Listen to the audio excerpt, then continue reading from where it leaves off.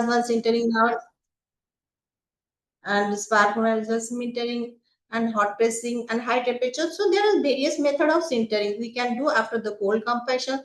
Then in powder metrology method, we can achieve the near net shell or final product directly.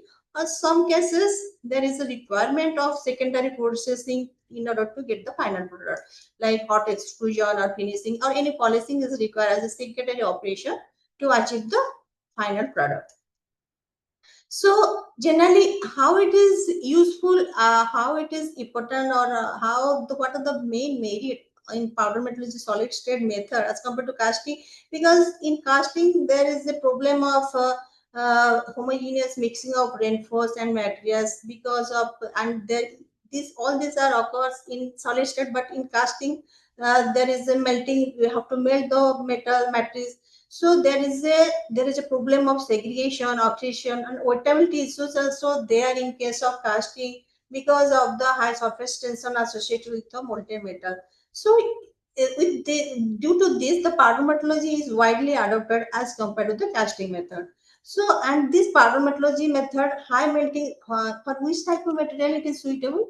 The material which have high melting point and fine reinforcement particles, because because it is a solid state. If the high melting temperature, so we can do it in a solid state, because high melting point metals, it is very difficult to do it in casting route because we have to go for this high temperature, and this high temperature will result in undesirable reaction that will form unwanted products, though that will not be benefited in the mechanical improvement of mechanical properties.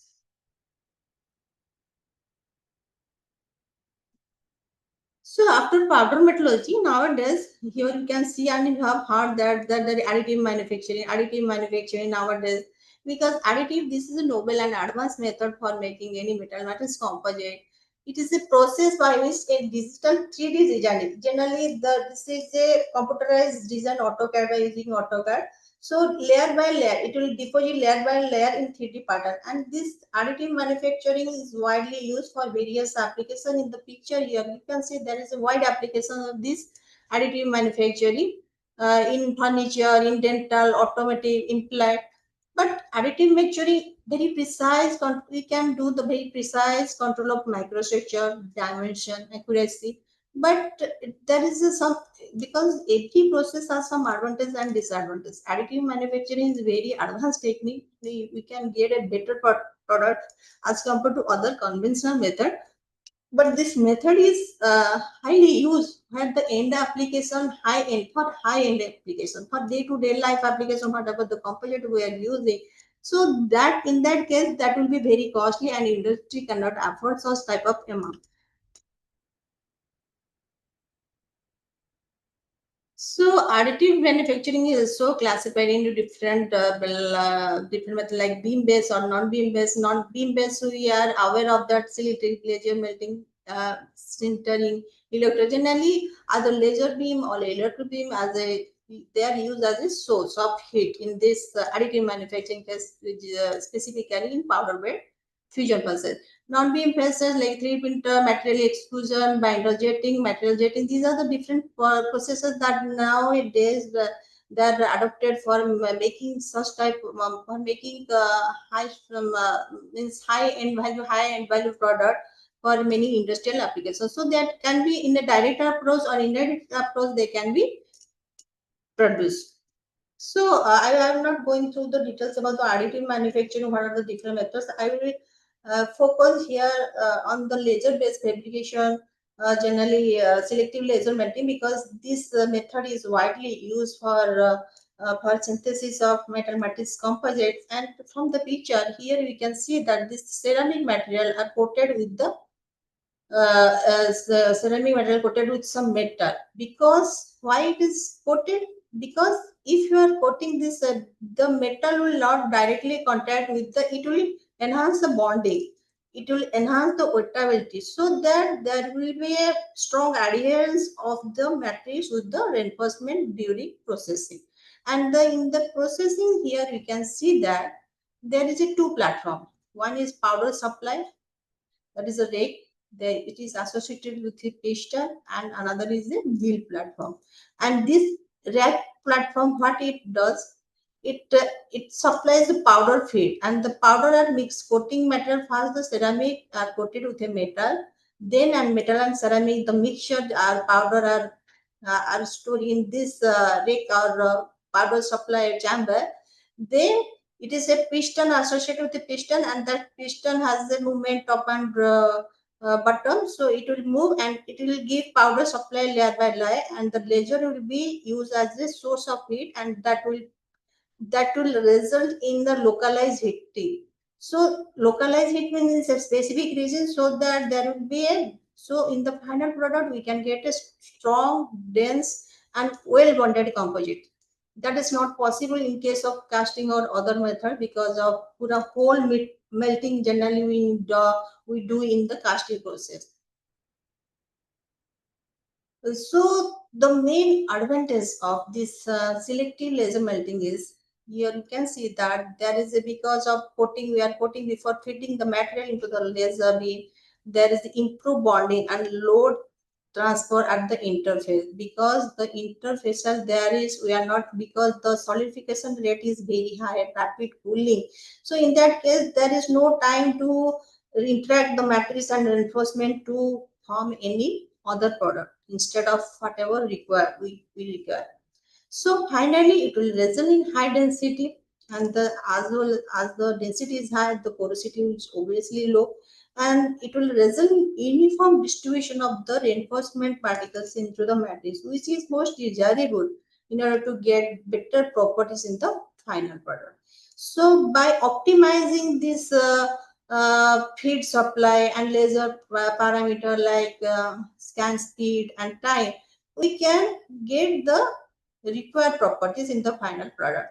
But as I told that this method is, although is very precise, and you can get better product in the final product, near net say product without any secondary finishing operation, but this process is very costly as compared to the other, because we are using laser electron beam. So this high for high-end application, these methods are generally used.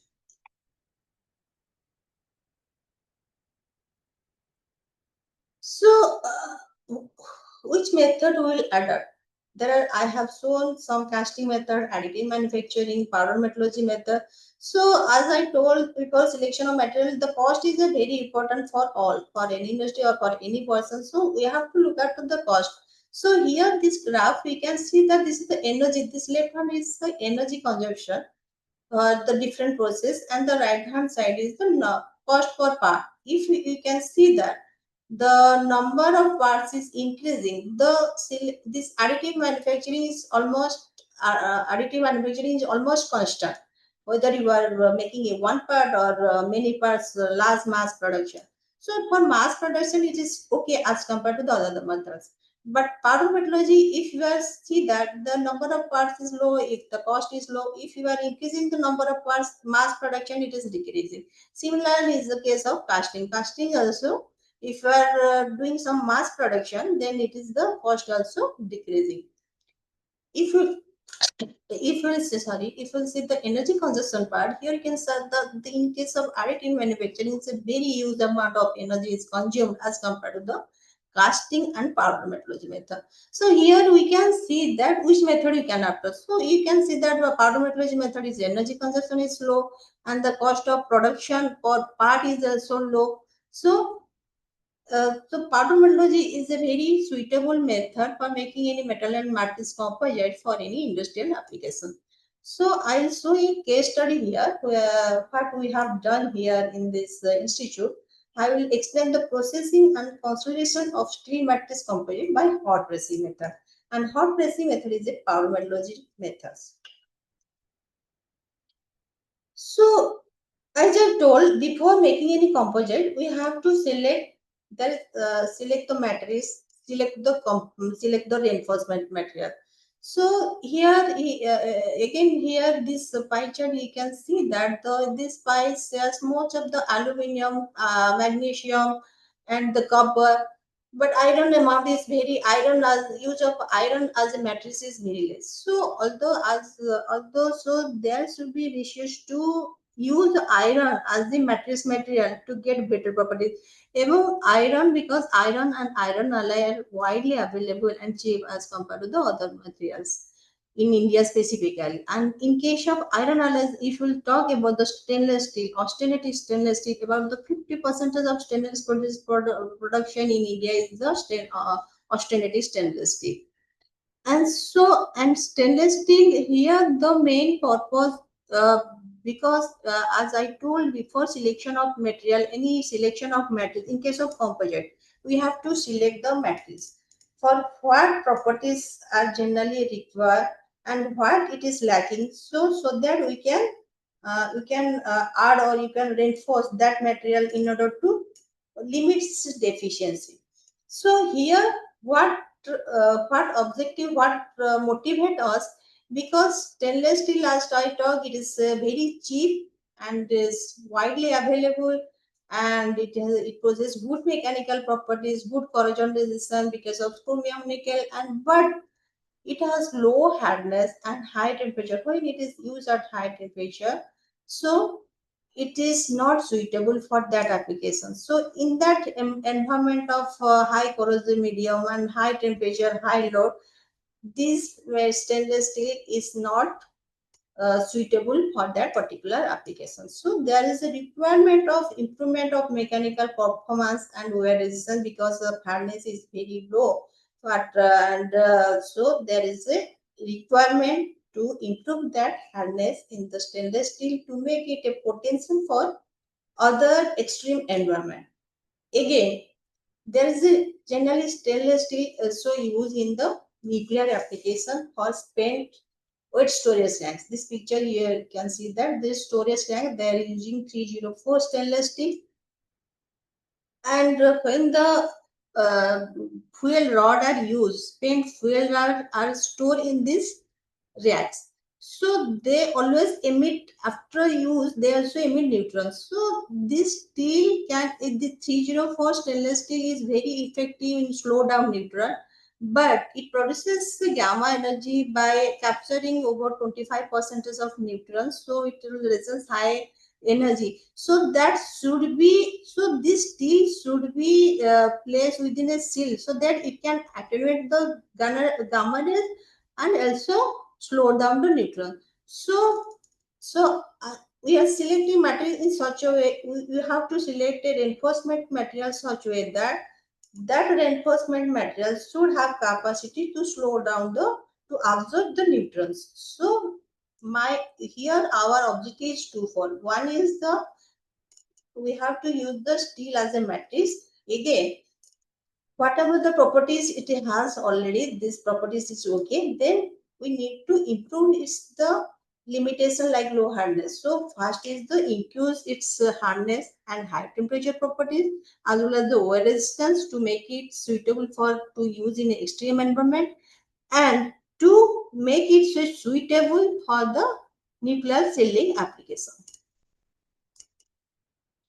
So then we'll move forward the selection of reinforcement material. Now we got idea is this steel is this much of properties, and these are the properties that we have to improve. So then we'll move forward for the reinforcement material. We cannot blindly select any reinforcement material for the steel material, because before selection of reinforcement material we have to consider so many factors. That means the chemical stability and compatibility with the material. The reinforcement should be compatibility with the matrix, and that should be readily available, and the should have better mechanical and physical property. If I choose, if we choose a reinforcement material that should not have any such means high strength or high fracture toughness or high stiffness, so that cannot be improved, because as we know the composite whatever properties you are as per the rule of mixture, whatever the properties of reinforcement material is generally getting the in the composite material. So we have to consider so many factors, and volatility and thermal stability is also another important factor at this whatever the during processing temperature, that should not go further any reaction with the, should not react with the matrix material. So for the steel, if you go through the literature, there are so many carbides, oxides, nitride. That can be, these are the reinforced material can be used. If you consider with respect to carbide or nitride, here you can see that the boride has better elastic and density and hardness and fracture toughness and compressive strength. That can be useful, and that can make the matrix useful for operation at high temperature, and suppose in the defense application, for armor application, because of fracture toughness, if an automobile. So this here we can see that in our case, but titanium boride is the suitable reinforcement material for making this steel matrix.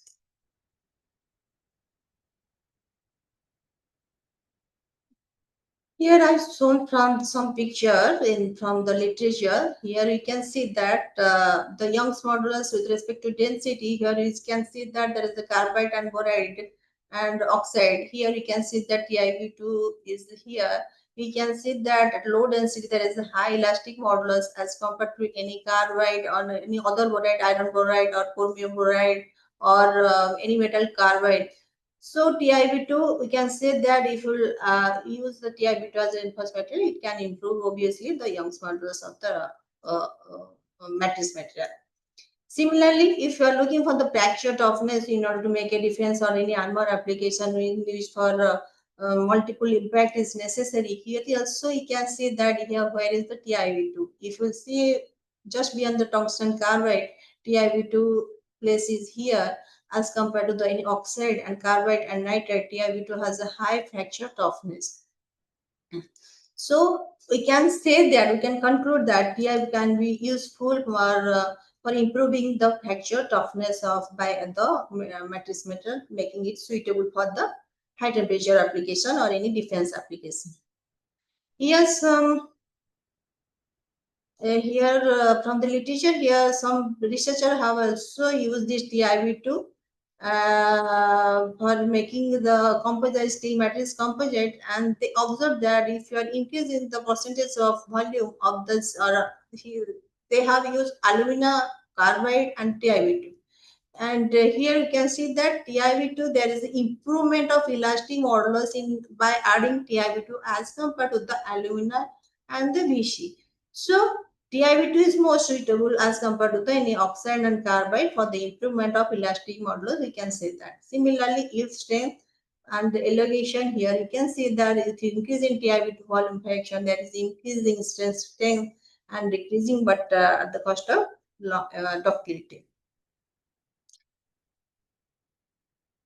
So, if we go through the literature, different methods that the researchers have used for making this TIB2 reinforced steel matrix: carbothermal reduction, reactive spontaneous infiltration, self-propagating combustion. There are so many methods people already use for this for making this TIB2 reinforced steel matrix composite. If you talk about the carbothermal, because it's the endothermic is so high, it is less. So there is a limitation in all those processes. Like there is a what the limitation, a research gap in this process in case of suppose you are using spark plasma sintering. So the cost is, it is a small component can be produced, and the cost is also high. Productivity is low in case of spark plasma or any method you are using. And in case of casting, there is a problem of weighting, and there is a problem of flotation, agglomeration, segregation that affect the final end final properties of the end product. So there is a generally in casting there is non-uniform distribution, and in case of if you are using combustion, there is it is difficult to the control the fluctuation of temperature. So in cases, some cases there is a very time consuming longer period. If you are doing the for longer period for making this composite, then what it will result in the increase in grain size and the coarse grain. So that will definitely hinder the mechanical properties. So in powder metallurgy, although people have done some powder metallurgy method like conventional sintering for longer period and high temperature, high pressure, But if you do the high temperature, high pressure, what happens? The high temperature, high pressure, so there will be a reaction between the matrix and reinforcement, and they will form. In case of steel, I am talking about steel, because the iron they will form some boride or other boride instead of titanium. You can find in the your final product other boride.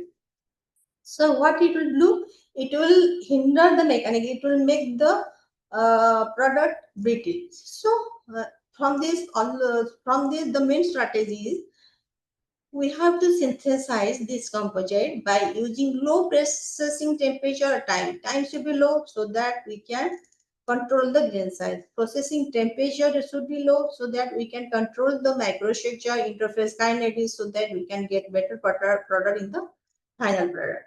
Again, proper selection of starting particle size. Particle size also plays important role in deciding to get whether a good properties or bad properties in your final product. Because if your particle size will be coarse, there will be diffusion will be less, and there will be a porous structure will get. So particle size should be considered before processing or before making or synthesis of this metal lattice composite. Then selection of cost-effective method. Although pyrometallurgy, as I told that the various sintering method, conventional, spark plasma, high temperature, high pressure. So you have to select a cost-effective method. So powder metallurgy method is a general powder metallurgy method. Yeah, just mixing of material, cold compression, vacuum, then pressure, hot pressing, then extrusion secondary, then you will get the. So what is the advantage? This is a very simple, very versatile and low cost fabrication method. We can get near net shape composites instead of, in some cases we can directly final product we can achieve. So in case of cutting it, casting, it is difficult to use a large volume fraction of reinforcement, because reinforcement material and if you are using metal and some ceramic, there is a large difference in density, so there is a problem of flotation, so there is some limit up to which we can use the reinforcement. But in case of parallel method, we can use a wide range of reinforcement, and it is ensure a homogeneous distribution of reinforcement particles in the matrix material, because of the there is an increase in portability, and there is a good contact between during mixing. There is a good contact between the matrix and particles that will result in the homogeneous distribution, and it is also cost effective. So the limitation is the time consuming in conventional. If you are going for the conventional, then it will definitely take more time. And in case of if you are decreasing time and decreasing temperature, it is very difficult to get a full dense product. So again, if you are using elemental form or any direct costly alloy product, and sometimes there is a complex, if you have some secondary process, you are doing rolling, forging, extrusion, so there is a complexity in the process. Although powder metallurgy is advantage, there is some limitation. So powder metallurgy method, processing of iron TiO2 composite by powder metallurgy method. So some researchers, they have conducted this synthesis of iron TiO2 composite by both casting and powder metallurgy conventional method. By powder metallurgy, it is main advantage that better microstructure control can be done, because with the very low temperature is if you are doing it at a low temperature, and very dimensional accuracy is very high as compared to the other methods, and low manufacturing cost and high productivity. And in case of powder metallurgy, there is a probability of minimal loss of materials, so in order to get the final product. And in this right side, you can say this is that obtain iron TiO2 by casting, and this is the by powder metallurgy. Here we can see from this picture the difference. Here very uniformly and very fine distribution of these particles are in the distributed in the matrix. But in case of casting, that the reinforcement particle is very coarse and very non-uniformly distributed in the matrix. So they also observe there is increase in elastic modular, decrease in density after the incorporation of TiO2 as expected. And also they observe that with increase in TiO2 volume fraction, there is increase in yield strength and tensile strength. But what is the challenge here? I have already told. Sorry. As I have told that the powder metallurgy is although advantages, there is still challenges is there. What are the challenges? There is still challenge in to get uniform distribution of particles in the materials. And in some cases, in the high temperature, high pressure, there is a probability of interfacial reaction and formation of unwanted product. And in case of spark plasma, there is very costly. So there should be simple and cost-effective method is required. So overall, we can say that we should get a better mechanical properties in the final product for any industrial applications. So keeping all these factors into our mind, we plan to do to synthesize this iron TiB2 compressed steel TiB2 composite by powder metal hot pressing assisted powder metal, because hot pressing here both temperature and pressure you are using, and bulk composite can be produced in which is useful for real life application. In case of SPS, very precise control component can be produced, but the size is small. But in case of hot pressing, you can go for a bulk production and any composite. So here, what we did, here we took the 304 stainless steel as the matrix material and TiB2 as the reinforced. This TiB2 is in-house prepared that we are here produced by thermal plasma process. So here we have, and I told initially the particles size should be considered before synthesis because it plays a important role during densification.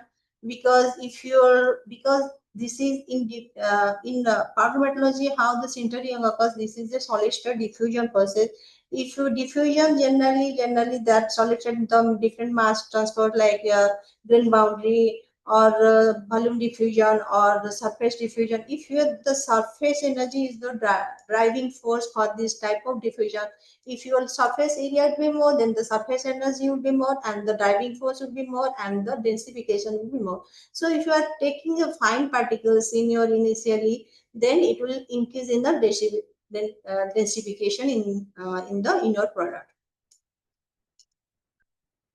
So this is the overall process that we have adopted. First, we have taken steel powder and TiB2 powder, then that homogeneously mixed in a ball made. And the here mixing also another important here we have to optimize the milling parameter like milling speed and time, because here the main purpose of milling is to get a homogeneous mixing, not only any mechanical any alloying or any bonding or any fragmentation or any fracture or side direction, only homogeneous mixing. So we have to optimize this milling parameter so that we can get a homogeneous mixing that can be used as a starting material for compaction and sintering. This after mixing, this is subjected to compaction and sintering directly into the hot pressing. This is the facility that we have in our lab. So it is a 30 mm in the dia, 30 mm, 3 mm thickness. This is the final product that we achieve after sintering. And this is the schematic view of the vacuum hot press here. Generally graphite die and graphite punch, upper punch and lower punch, and this is the powder sample is fed. So this is die generally in case of hot press sintering, the induction mainly the heat is generally induction heating because of and that the upper punch and die are made of graphite because here he was in order to achieve the high temperature graphite that can withstand the high temperature. So the main parameter during hot pressing is the pressure, temperature, and time. These three parameters should be optimized in order to get a full dense and better properties in the final product. Here we have selected two temperature 1000 degree and 1100 degree centigrade. Here you have seen that the cycle, how the heat treatment cycle, the processing cycle, the temperature first the powder is heated to up to 1100 degree, then we hold that as for 15 minutes, then it is cooled, then the 1000 to 11, then this sintering temperature, selection of sintering temperature is also an important factor, and it is very complex for the composite material. How will decide the sintering temperature?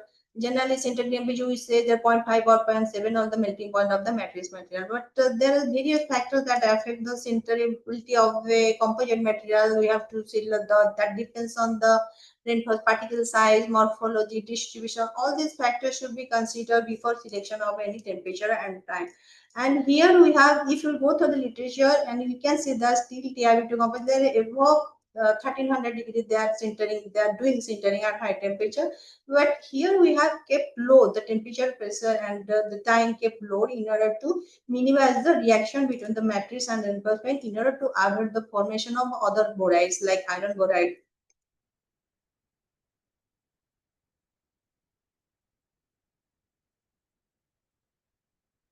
So after consolidation, it is important to know the density of the resultant support, because density, it's not only the density, it is the this value of dense, how dense it is, because this density will affect the final properties of the product. And here we have, here in this image we can see the plot in the relative density with respect to temperature.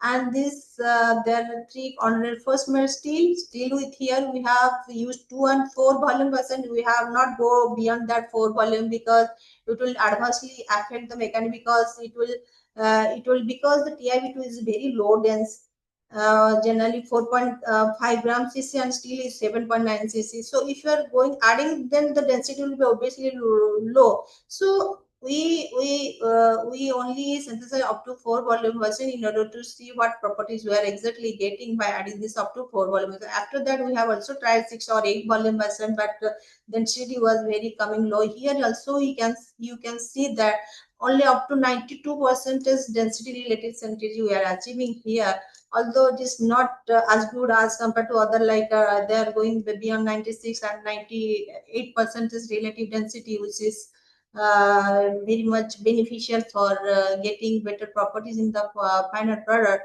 So here,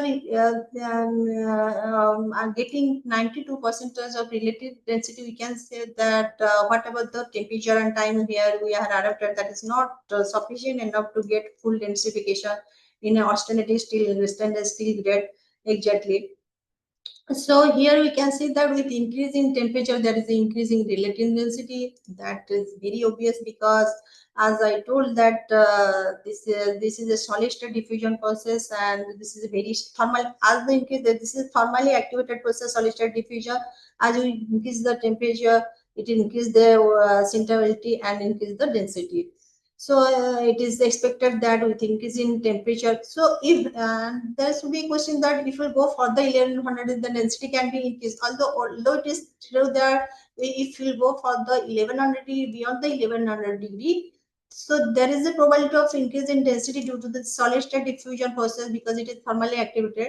But there is a probability of reaction between the matrix and impulse. So we have kept below this up to 1100 in order to minimize the interface, in order to control the interface kinetics. Because if the bonding between the matrix and reinforcement is good, then we can get better properties in the product. If the interface is free from any defect on any product, then there is a probability of increase in load carrying capacity of reinforcement matrix from the reinforcement particle from the matrix.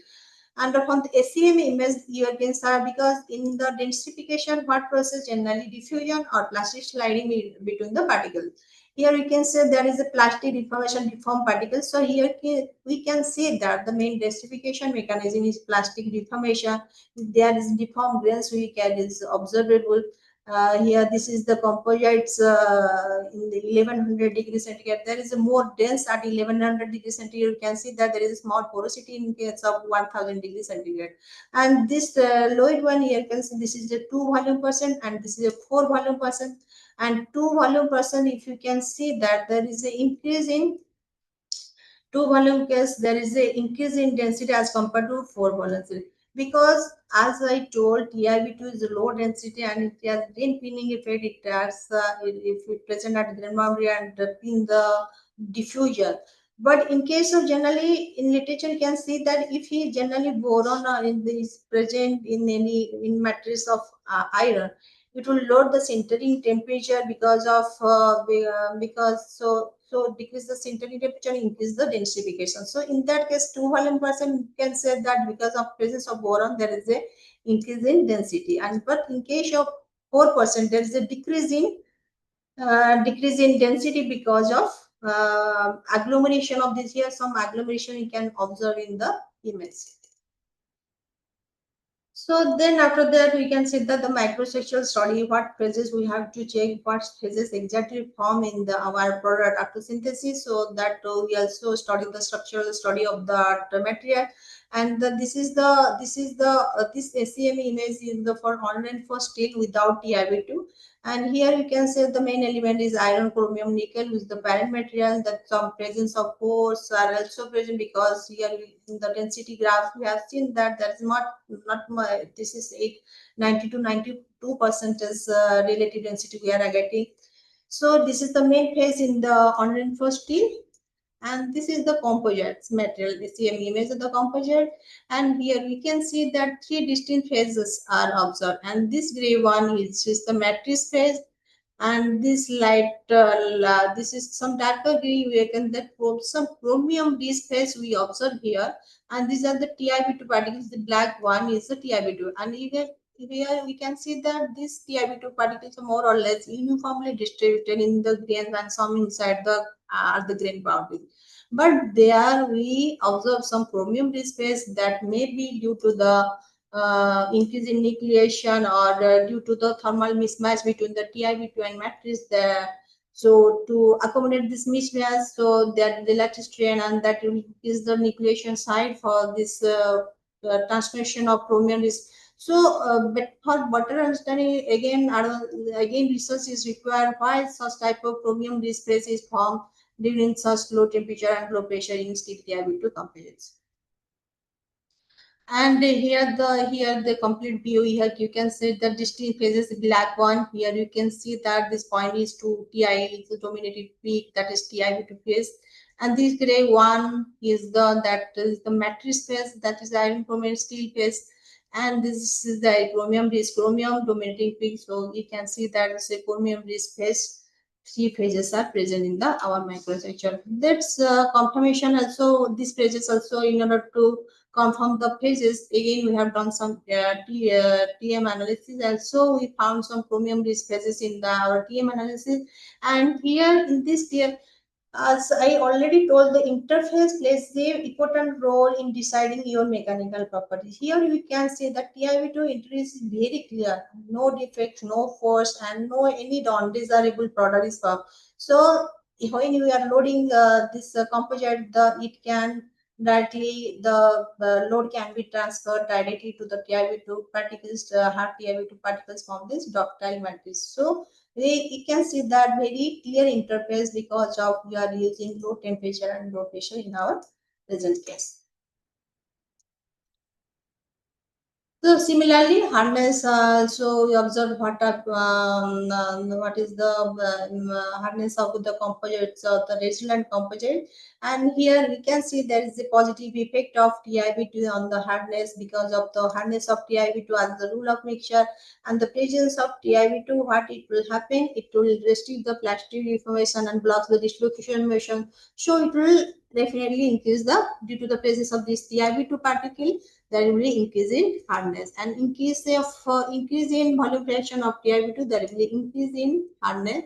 Here in the graph we can see that the 4 volume case TiB2, there is improvement of hardness due to increase in, because more particles will come into the play to restrict the plastic deformation and block the dislocation motion.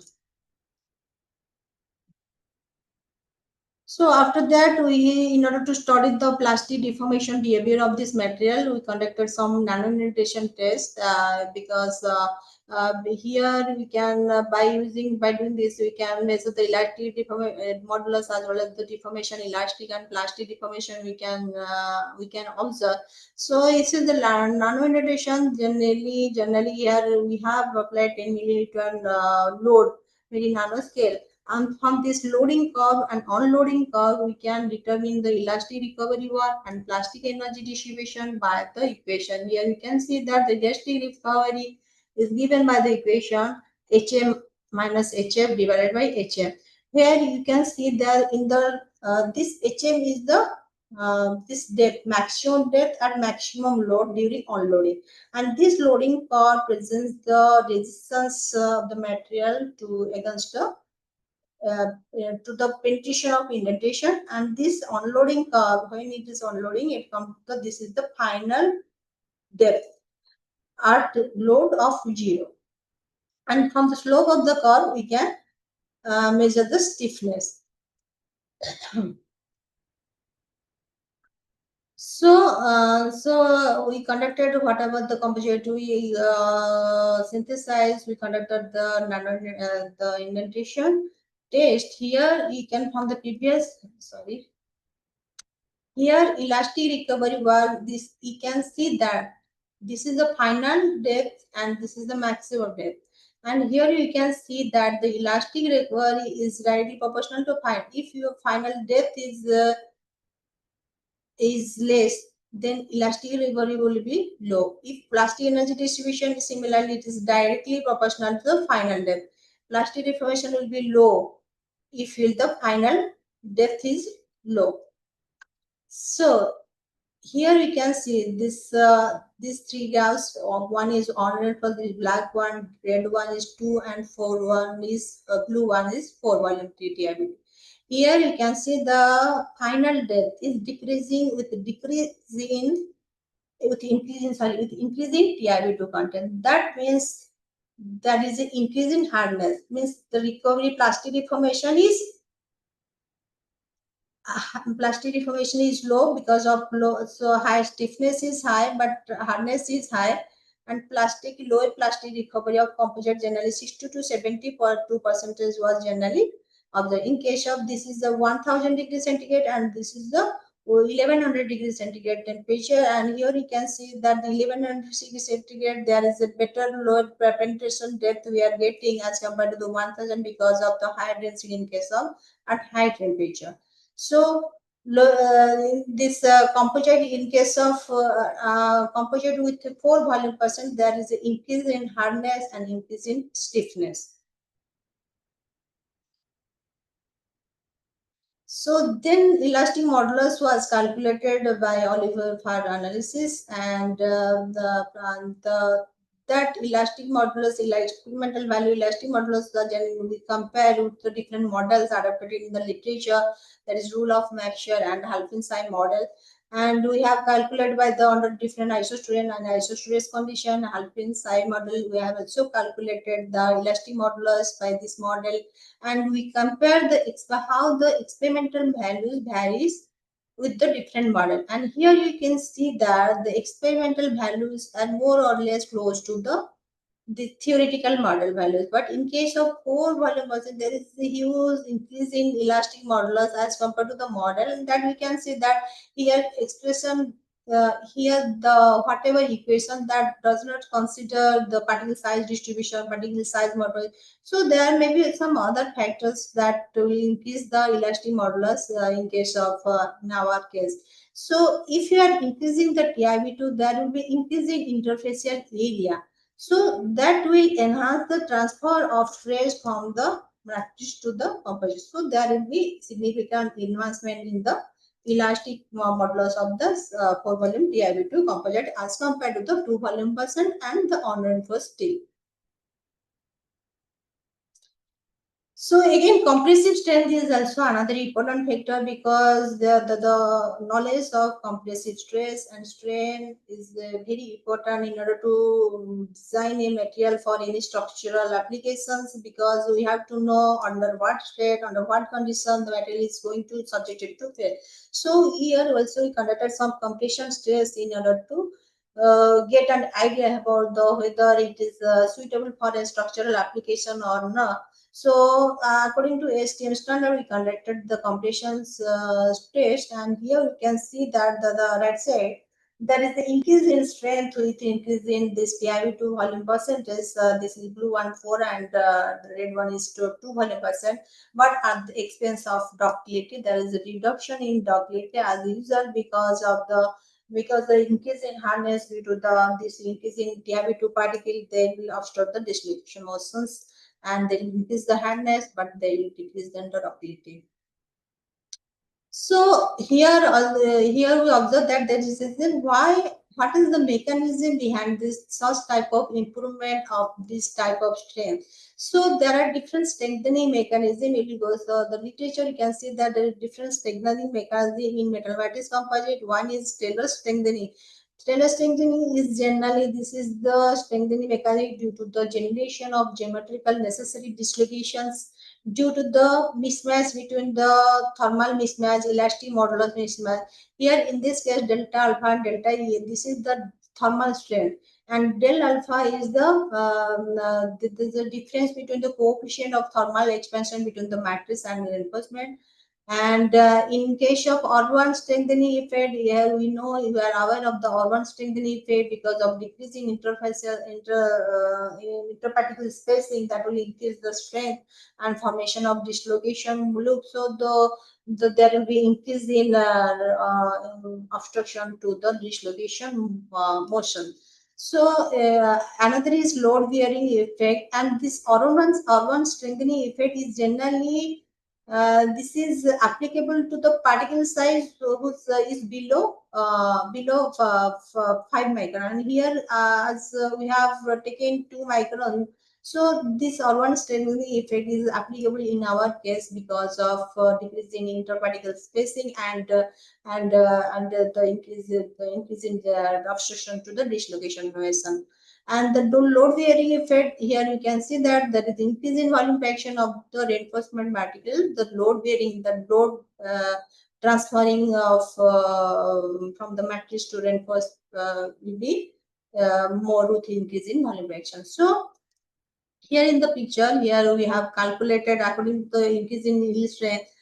According to this mechanism, we have calculated, and we have shown that this graph shows there is a maximum is due to the coefficient of thermal expansion mismatch strengthening, that is the Taylor strengthening is more dominant in our case as compared to the R1 strengthening and load bearing effect, as because load bearing is very low volume action, so that is obvious. So in case of 1100 degrees centigrade, we also observe the similar type of findings, that is the CT Taylor strengthening is more dominant as compared to the other strengthening mechanism.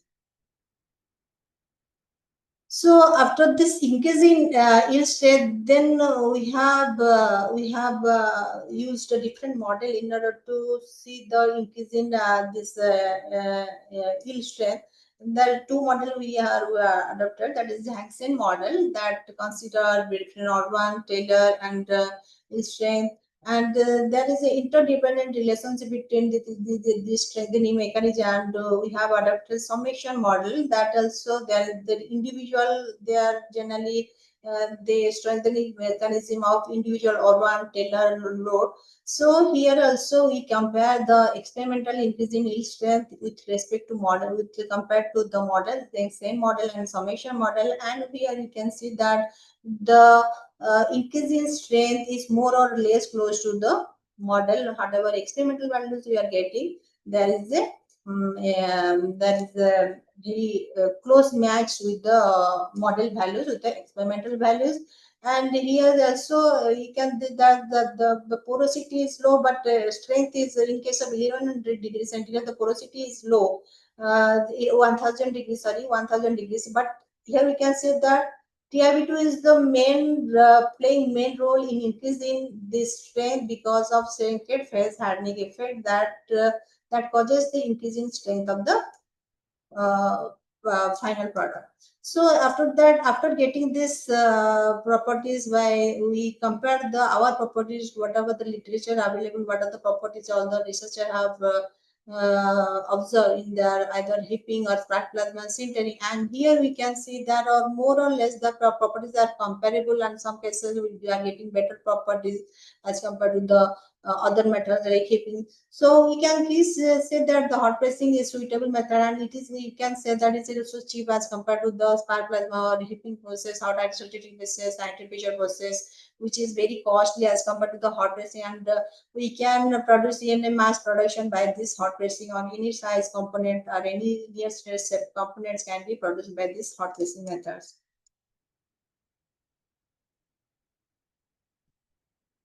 So again, another properties is the key properties, because if you will see in the power plant component, generally they are subjected to high stress, they're subject to high temperature at constant state for longer periods. So mainly in the main accident in the thermal power, you can say that due to the creep failure. So creep is a very undesirable phenomenon. So in order to make any component for thermal power plant, this is necessary to know the. So you should have idea about the creep life of the material. So this is the creep rate is the this del epsilon with respect to time is the engineering design parameter that is considered for long life application. For long run operation, safe operation of thermal power component, we have to consider the three properties of the material, so which are subjected to high stress and high temperature. So this is one of the challenging tasks in the case of designing materials for high temperature application like power plant, a turbine, and process power plant or oil refining. And this is generally this is the creep curve here. It is all known that this is the three stages: primary, secondary, and tertiary, and rupture then occurs after a certain time. So generally, what happen in conventional creep, we generally need this specimen preparation that is most costly. That bone shape specification, longer time in order to know the in conventional creep. So, in order to get a overall or rough idea about the creep properties, here we have adapted the impression creep state. That is an alternate to the conventional creep state. From this test, we can get idea about the creep rate of a material. All in some materials, this impression creep test is already established. In some materials, it is under process to establish this impression creep test in order to know the creep properties of the developed material. So, main advantage that in case of impression, what it will do, it will reduce the effort for sample preparation. As I told, in conventional creep test, we did rigorous sample preparation, so number of sample will be more required in order to get more data. So the if and in case of impression, we can small component, we can do the test, and a small material we can we can get idea about the brief life of the component. And here generally there is always confusion between indentation and impression. Indentation is the generally that depends on the what type of indenter generally we are using. In this case, what indenter? This is a flat-ended cylindrical indenter you are using, but in case of indentation, what type? Either ball or conical or spherical indenter. So, this flat-ended, what it will create? This will create an impression, and from this impression, we can get the impression data, and from this impression data, we can get the overall idea about the creep life of the creep resistance of the material. So, this is the impression creep facility that we do in our lab. And this is the here this picture shows the evolution of microstructure in metals after impression creep test, because when you are indenting, the distribution of state of states in the material will be different with respect to position and time, and be just below the tip of the indenter, that would be more state of stress is the high, and in case of you will go far away from the indenter, the state of stress will be low. But in case of conventional, the state of there is a homogeneous stress distribution in the whole specimen. That means the stress is constant with respect to time and position. But in case of indentation, what this is a inhomogeneous stress distribution. And what is the difference between the conventional and impression creep? What happened here? We can see here this is third stage is missing. Only this stage, primary and secondary, because the compressive nature, because we are just pressing that indenter onto the sample to create a impression. And this impression test, this is the impression stress, which is load and area, and this is somewhere related to uniaxial stress with some correlation factor. And the impression velocity is the velocity with the depth of penetration of indenter with respect to time when you are applying load onto the indenter. So this impression velocity is also related to the inertial strain with respect to some correlation factor. And finally, the final expression is impression velocity is like that by some correlation factor. And from this equation, this is the Q is the activation energy and N is the stress exponent factor. And these two factors are important in order to study the and understand the key mechanism of the materials.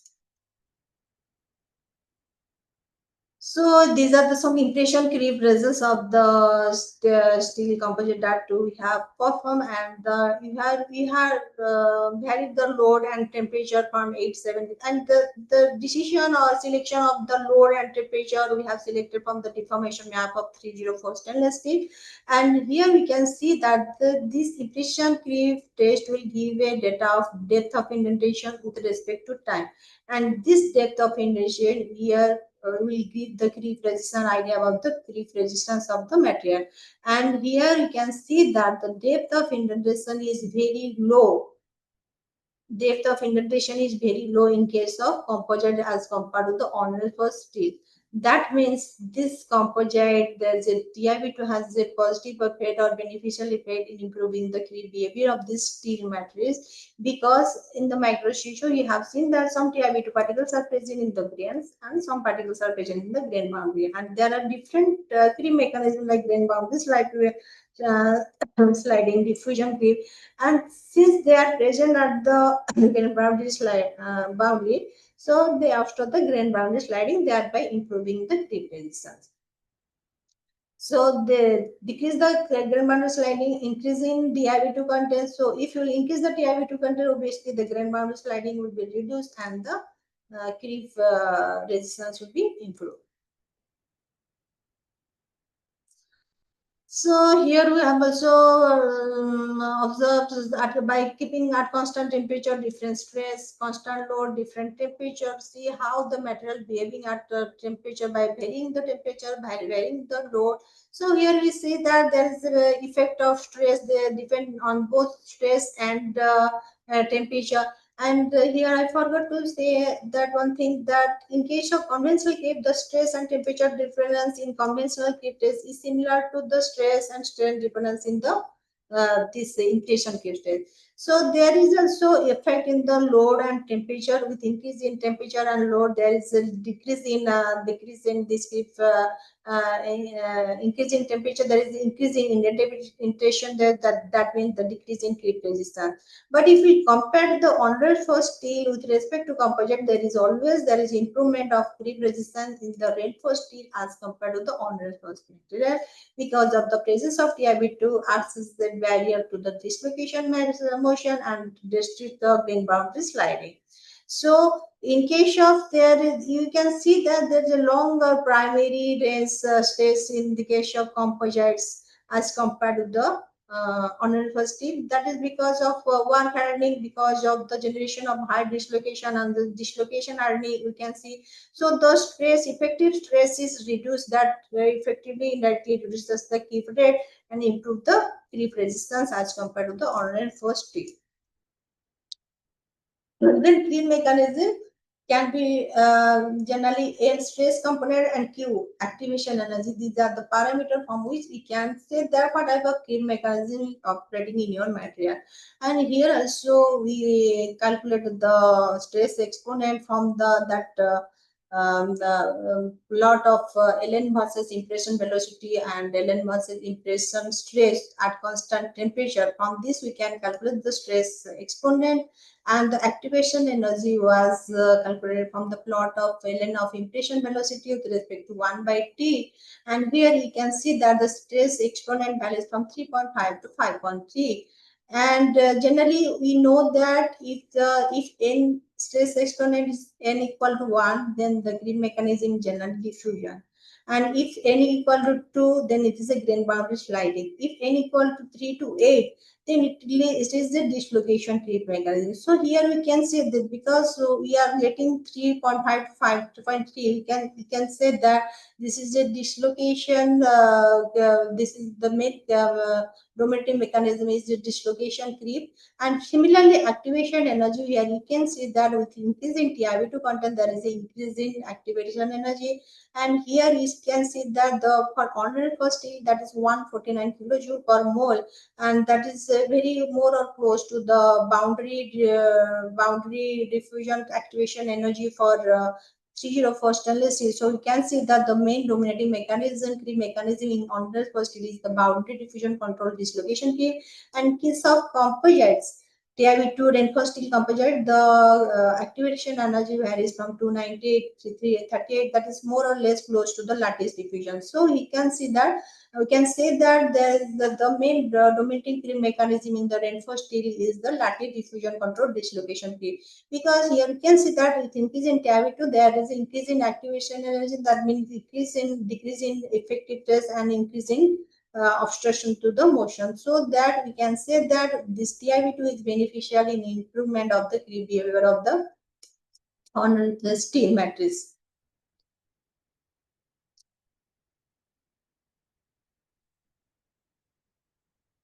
So from all those observation, synthesis and calculation, you can say that the hot press sintering is the most promising technique to produce superior steel matrix composite. And from the mechanical properties evaluation, we can see that we are getting there is a positive effect of TiB2 on the on getting the better mechanical properties in the final properties, because here we have used low temperature and low pressure, which is from through which we can control the interface and the microstructure. And so temperature and reinforcement are the most significant process parameter during this in the present case. And here in the results we observe that there is up to 92% relative density we achieve.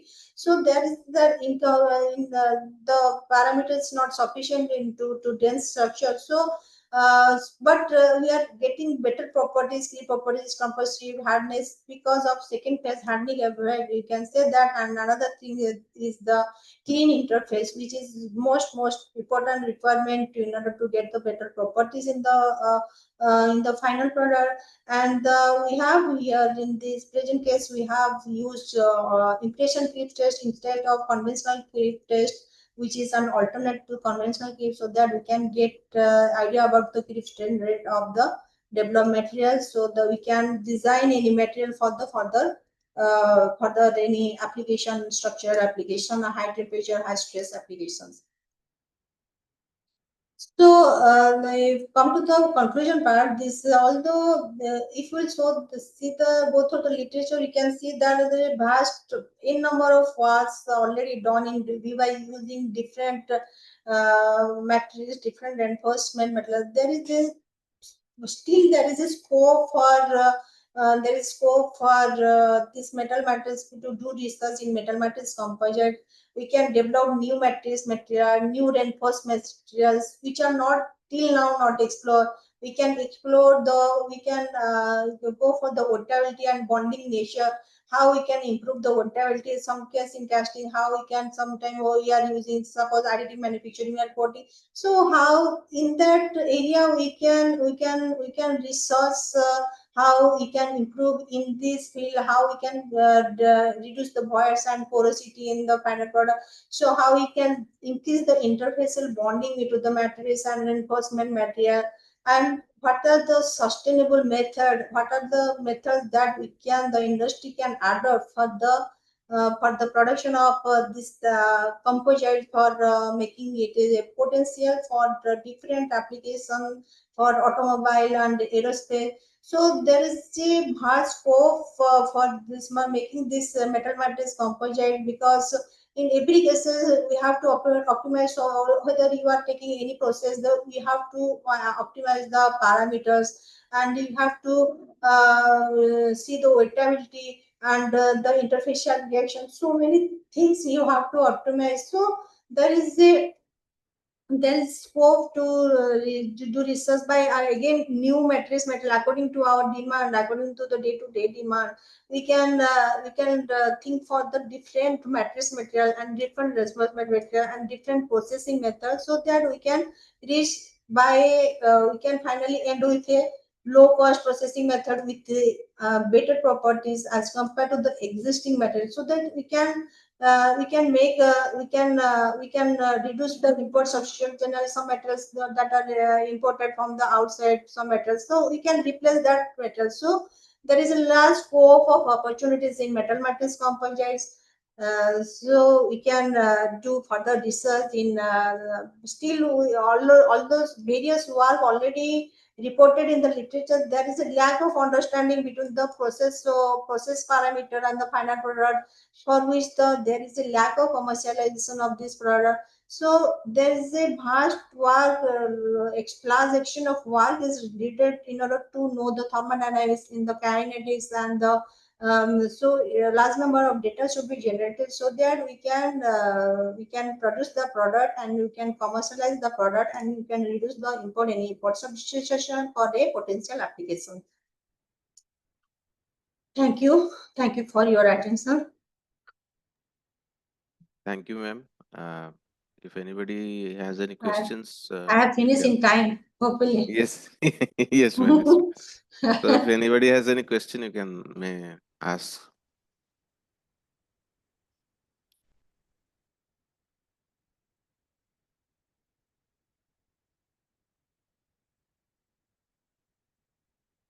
All got understood.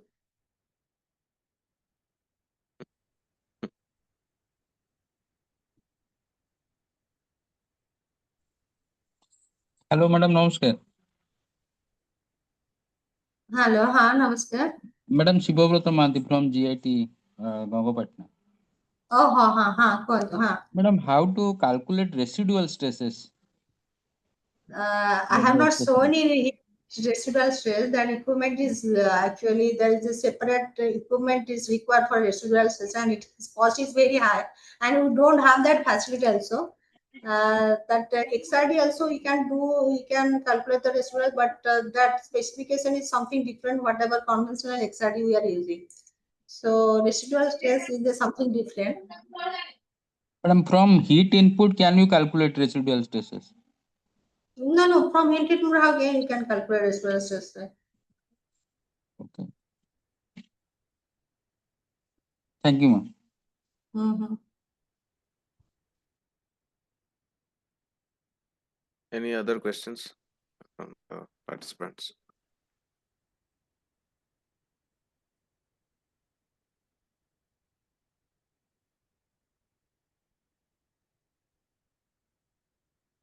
So if there are no questions, I would like to thank Dr.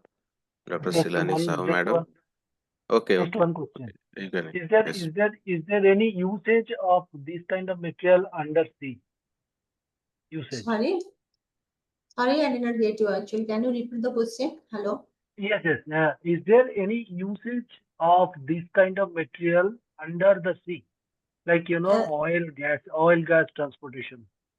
That materials means you are talking about the TiV2 reinforced steel. That Yes. Actually, Yeah. whatever work I have presented, that is a BRNS work only. And initially, I have shown that because TiV2 here used to increase the neutron absorption cross section because of presence of boron, that is beneficial. And generally, this is used as a nuclear steel link, or generally they're using in the storage racks for spent fuel rods. So there is an application in nuclear industry. For that purpose, generally we have done this work actually. Thank you. No, I was asking about undersea. Like transportation of gases, transportation of oil. I'm trying. Undersea for what this steel TiV2 we are talking, or any metals composites? Metal composite. There are so many metals, metals composite. You can reinforce. There are so many literature in undersea they are using. So generally, coated material generally, as for my knowledge, coating material generally that in case of pipes and they are using coated. Mm-hmm. But And under C there will be minus degree, minus 20, 25 degrees centigrade. Whether this metal will work in that time? no, this metal cannot be used, and we have not studied, and this metal cannot be used. This is then specifically you have done for this wear resistance parts as well as for the nuclear application, shielding application.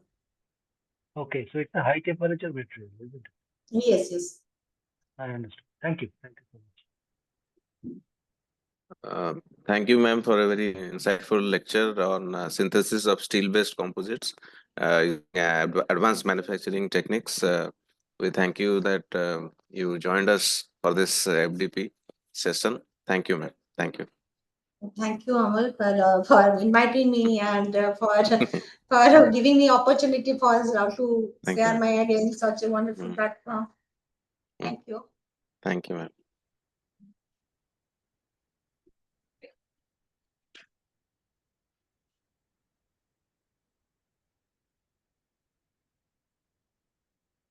Hello.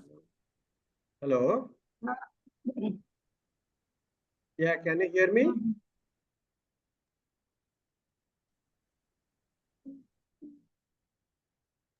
Mm.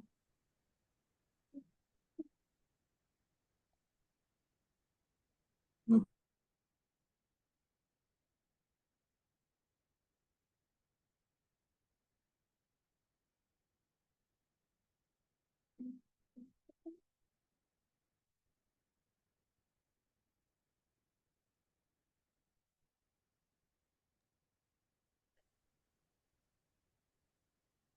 Good evening, sir. Yeah, good evening. Can you hear me? Yes, sir. Yes, sir. Okay, but yeah, I need access maybe. Sir, already It is I have given. changed. Okay. Yes, yes. Okay, 1 minute. Yeah.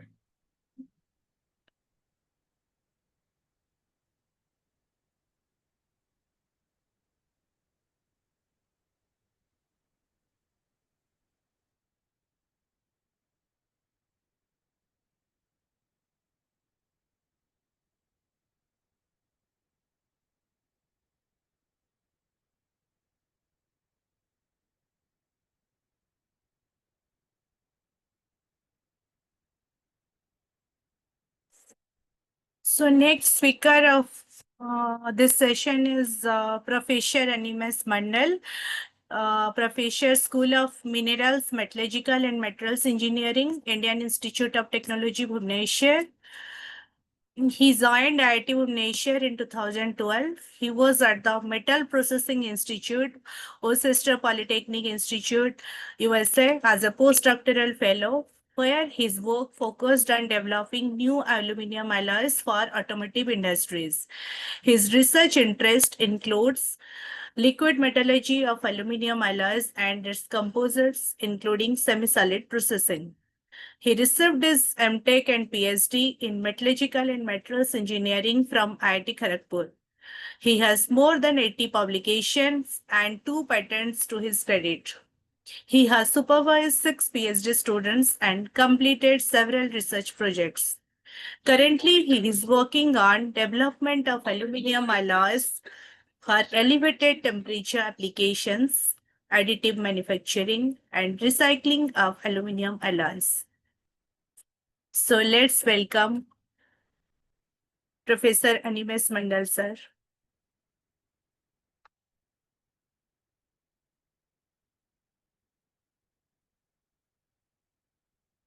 Sir.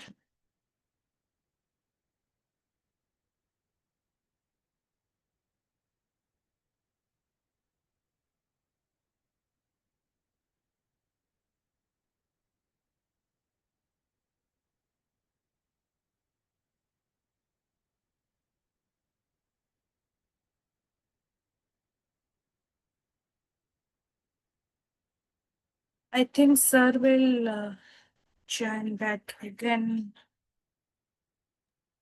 We can wait for some minutes. Jesus.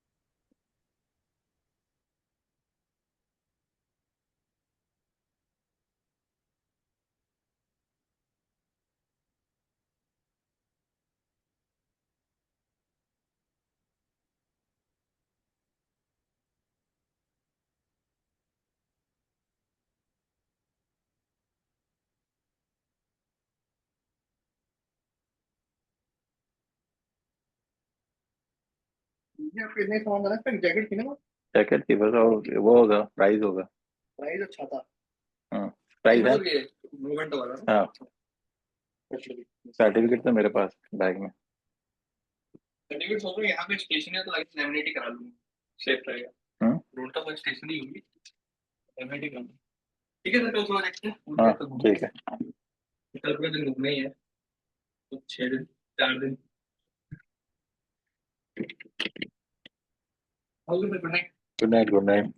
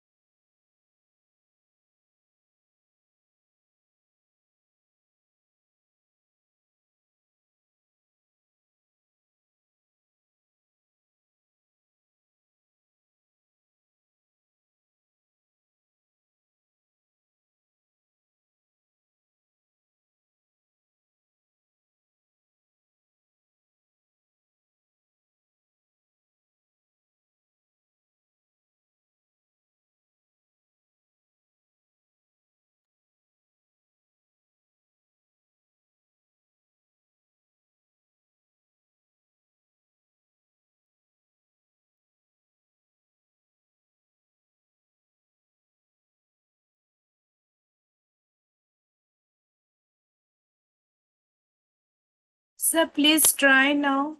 I think you can share.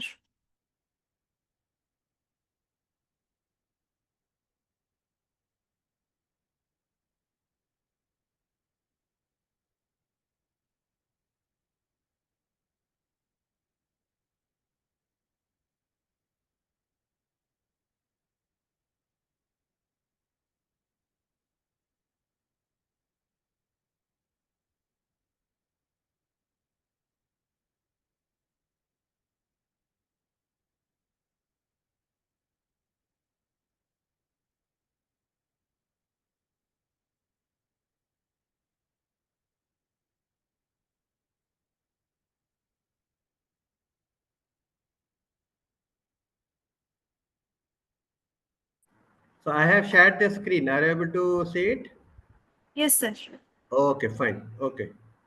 Thank you.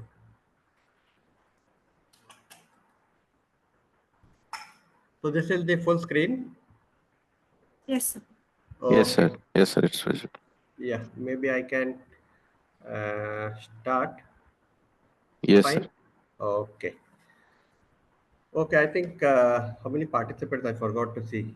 Uh, there are quite a few participants, I will assume. So participants, yeah, I think one of you can respond at least. So I hope you are able to see the first slide. Yeah, yeah, participants, anyone? Yes. Okay, okay.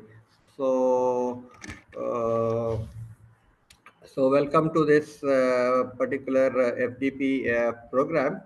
So which deals with your industry 4.0, so transforming manufacturing with advanced technologies. So myself, Professor Animesh Mandal from IIT Bhubaneswar. So I'll be talking on, or rather we can keep it interactive, okay? So it will be mostly focused on different aspects of aluminum alloys, though the title says high temperature aluminum alloys. So that will be a bulk of it. But I'll be sharing with you different type of work which is being carried out in area of aluminum alloys, especially in our group. Okay, and so, anybody in this audience working on aluminum alloys? Yeah, any faculty member or the students who are participating here. So, anybody working on any aspect of aluminum alloys?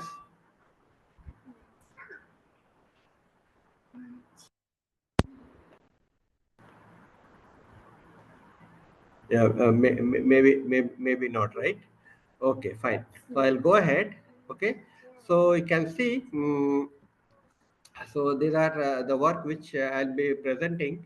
Okay, bulk of the work is being carried out by this.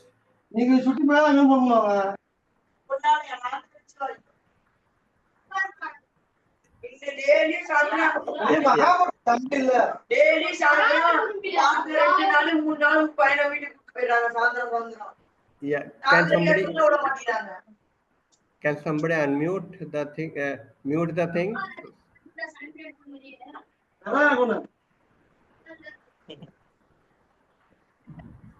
Okay, okay. Okay, you can see. So I'd like to acknowledge the following students of mine who have been helping me to carry out this research on this different aspects of aluminum alloys. The work which I'll be presenting, or bulk of the work which I'll be presenting, is was carried out as a part of this scheme for promotion of academic and research collaboration. Yeah, can somebody mute the thing? Yeah, can somebody mute? Participants, please mute your audio. Otherwise, it will be difficult for the speaker to say. I think it's fine now, right? So no, I think No. there is, yeah. So is it possible to identify and ask him to mute? Now, sir, Okay, he it's has fine. muted, I think. Yes. Okay, okay, fine, fine. Okay. So as I told, so a good majority of this work is was carried out as a part of this particular program of Ministry of Education, where we had collaboration with one of the universities at UK. Though if you see, before we just get into the technical aspects, so you should know, so why this work on aluminum alloys are important. Different aspects of aluminum alloys are important. So if you look at this particular kind of pie chart, I will say, so which talks about the source of energy which have been used in the year 2024. I mean, just the previous year. Okay. So out of this 592 exajoules of energy, this is how the distribution source. So oil, of course, is the bulk of it, right? And followed by coal, followed by natural gas, then comes the other sources, nuclear, hydro, and other renewable energy. So the thing is, so if you see this chart, this particular diagram, so a bulk of it obviously is still comes from your fossil fuels, and the remaining comes from your hardly, I will say, it's quite negligible, but this is something which people are exploring. If we can increase this more use of this non-fossil fuels, so primarily your hydro, nuclear, and other renewables, including the solar, right? So that's what the emphasis, not only on the global scenario, but also on the national front. So we are trying to harness more and more energy from these particular sources, and this is where your lightweighting of metals come into picture. Okay, so that's where, so metals could contribute quite significantly in reducing, not only at the stage of your production of the metals which we are talking about, so where we are trying to decarbonize the production of metals, right? Be it steel, be it aluminum, copper, lithium, which is heavily being used for different EV sector. So that is something which we are looking. So lightweighting, it means remember, it's not only to do with the density of your metal, but it also has to do with, can we use less and less metals or materials for the same application, right? So that's why, and so indirectly that will also lead to reduced power consumption. So that's what this particular slide talks about. Can we bring down this particular energy? And one of the possible ways, or which can play a very important role, is your light metals. So one of the light metals which has been used profusely or prolifically is your aluminum. So of late, if you see, lots of work is going on in this particular aluminum sector. Okay, where, because after steel, so this is the second most important structural material, right? So we're trying to replace wherever possible. Okay.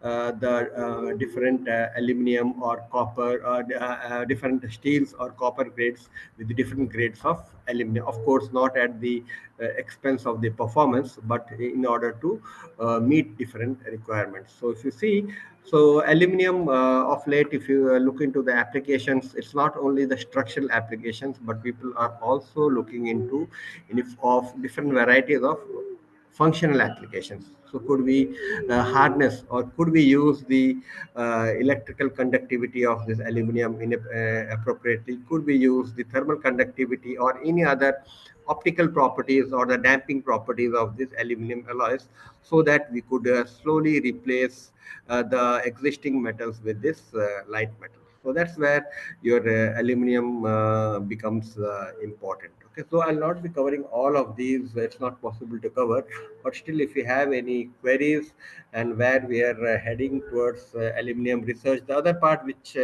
I'll try to touch upon. It's not mentioned in the slide.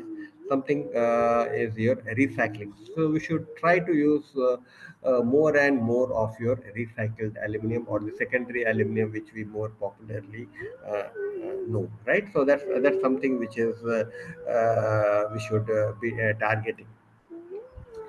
So if you see, so broadly this particular talk, so I'll be focusing on some of the basics of your aluminum alloys. Okay, so what are different aspects? Basically, I'll not get to the details of it, but different aspects of your aluminum alloys. Then some high temperature aluminum alloys. So how or what's the thought process or the rationale behind using this high temperature aluminum alloys. Then a little bit on aluminum based composites. What are the different routes, or maybe so what are the what's new in this aluminum alloy based composites? So we'll try to touch, and finally we'll end up with your little bit of additive manufacturing of aluminum based alloys. Okay, so that will be the major outline or the content for the talk. So if you can see the very first picture which you see here, it's nothing but it's made out of additive manufacturing. It's a 3D manufactured part. Okay, you can see. So so imagine how we could have made out if not using 3D or additive manufacturing technique. So of course it could have been a very long process, and but if we use this particular technique, so obviously the life is quite easy. So you must so if anybody in this audience is in the research area, especially in this particular additive manufacturing, so you're I think conversant with how this particular I will not say component, how this particular piece of this particular I mean sample could have been manufactured, right? So, coming to this, this is I will say the most important slide, which is we should, as a metallurgist or as a materials engineer, we should be aware of. So, aluminum is somewhere here. Okay, aluminum is somewhere here, and you can see if you look into this periodic table towards the left and right, or all around your aluminum. So more or less, apart from these elements which are lying somewhere here, so which are mostly your synthetic elements. Okay, so including and all this most of a bulk of these elements. Okay, so they have been added to your aluminum alloy. So of course I'm not getting into this. So almost all of these elements which are immediately in the vicinity of your aluminum, they have been added to generate certain interesting microstructures, and many of them find wide applications. Okay, so we'll just touch upon this. For example, this aluminum silicon alloy. So it's one of the most used aluminum alloys as far as your automotive sector is concerned. Not only that, even some of the critical parts of your or various applications are also made out of your aluminum silicon alloys. Okay. So if you see, where do we use aluminum? So for those maybe who are not very conversant with this aluminum family or the aluminum family of alloys, you can see a good fraction is goes into manufacturing of different components, or I would say small and big size components in the transportation sector, right? So that's the major chunk of your aluminum where it's being used, and followed by packaging industry. Okay, so all you can see here, you can see, though this will immediately give you an idea of where aluminum is being used, starting from luxury goods to soft drinks, beverage cans, and or whatnot. So you have aluminum everywhere, right? So that's this second most important sector where aluminum is being used. And of late you can see lots of constructions everywhere, right? Lots of infrastructure, at least all these particular types of high rises you can see, and a good fraction of it, okay, uses your aluminum. So nowadays, mostly your steel, especially where the aesthetic is concerned. So people are trying to replace um, steel with aluminum. Okay, and apart from that, we have machinery components. Okay, not the very heavy duty ones. Then we have other applications, different applications. So the point here is the bulk of this aluminum is being consumed in these three sectors: transport sector, the packaging sector, and your building sector. And this is and this particular figures holds good for any nation. So be it India, US, China. So there's more or less, the numbers could vary a little bit here and there, but these are the three main sectors: transport, packaging, and your building sector or the infrastructure. So which consumes a huge amount of aluminum. Right. So now if you see, also in terms of this, these are more or less the same parts. I try to get the figures for India. So this is the pie chart which is taken from the Ministry of Mines, the government of India. Okay, you can see here again of late the 48%, okay, is nothing but your electrical sector, and the remaining and the next is closely followed by your automobile and your transport sector. So this itself accounts for almost 63, and again followed by your construction. Okay, so that means this amounts to almost very close to 75% of your aluminum consumption, and the remaining shared by other. So the same thing which I just now explained. So the story is no different for your for a nation. And this particular number, this especially your this particular 13, which is for construction, this is on the rise. Okay, so this particular number is steadily on the rise because of the good number of infrastructure projects which are coming up all over the country. So there is a need to address various issues of aluminum. Now, if you look into this production of aluminum, so India is does not produce a great amount of aluminum as per its demand, right? So companies are investing. Maybe I have one slide on that. I'll talk about that in a short while.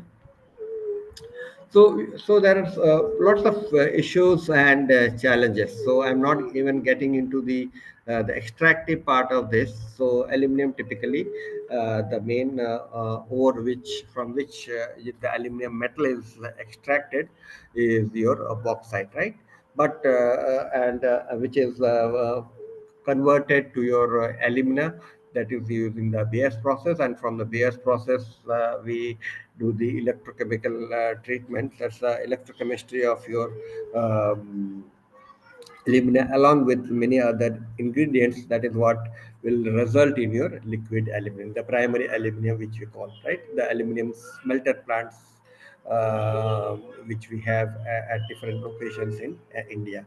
So there are various steps. I will not get into the details of it, but this nice, interesting silvery white metal, almost the color of the silver, right?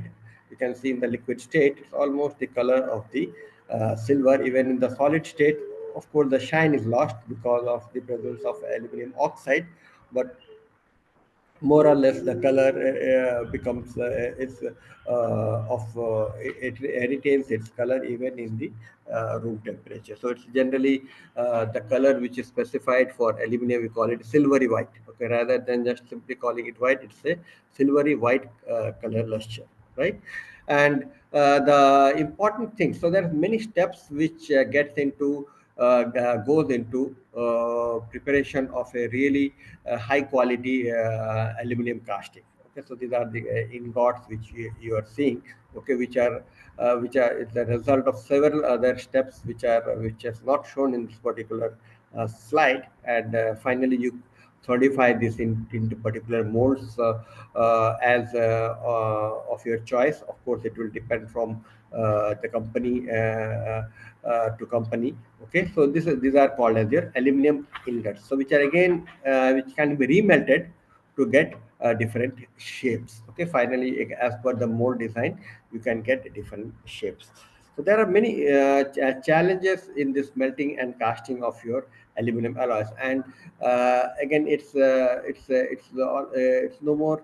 I will say it's not an art. Generally, casting used to be called an art, but it's more of a technology. It's lots of science and understanding has gone into understanding of this particular aluminum alloy. Also, the melt practices could slightly vary depending on the alloying elements which are present in that particular alloy. So that's something which you need to understand. So though the procedure more or less remains the same, but there could be slight tweaking of these parameters and variables. So if in order to get a very high quality casting, okay.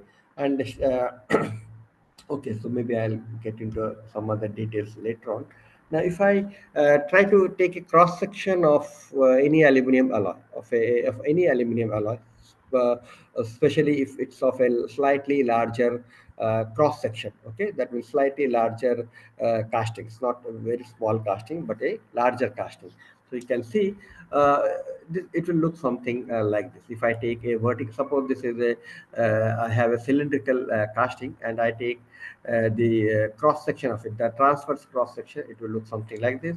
If I take a longitudinal cross section, it will look something like this. So what essentially one is seeing here is nothing but the grains. Okay, these are nothing but the longitudinal grains, we call it. Okay, so these are the result of the solidification of this particular aluminum metal in certain modes. Okay, again, it's possible to control the size of these grains. So maybe I'll come to that.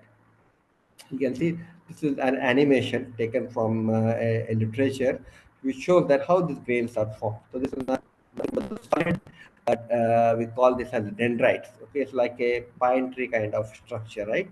So this particular thing we call this as a dendrite, and that's what is being seen here. Okay, these are nothing but the, we call this as your elongated or columnar dendrites of your aluminum. And this is the liquid, and the dendrite is moving into this superheated liquid, what you are seeing here. Okay, and if you take a longitudinal cross section, nothing but these are the elongated grains. It's the so these are called as macrostructures. So why macrostructure? Because you are able to see certain features, especially the grains, even with your naked eyes.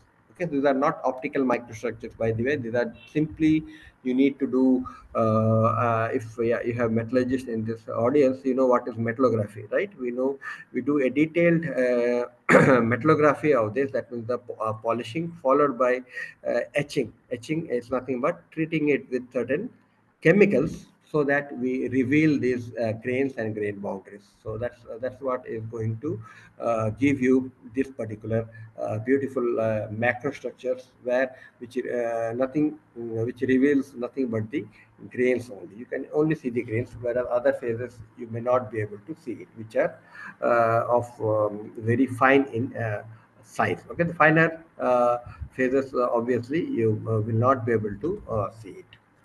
Another animation, again, it's a favorite of mine, which I try to show it in any of the FDPs. So here it's nothing but it shows the cross section. Okay, you can see how you start with a liquid, you have a nucleation, okay, and finally the nucleation takes place, growth takes place, and finally you end up having all these grains within your material. And in any uh, casting, okay, that means casting meaning where a liquid you pour it into certain molds to give a certain shape, right? That means in any casting this grain size can be controlled. It's possible to tailor, or it's possible to control the grain size. So how do you do it? So that can be done using there are again several techniques which are available. Because what is the necessity for this particular. Okay, I think before I get, so these are some of the parameters which you should know. So generally, what as a metallurgist or as a material scientist, we are very much interested in the grain size or the grain diameter of your material. Okay, so this is nothing but, yeah, this what you're seeing is that this is nothing but your grain size or the grain diameter.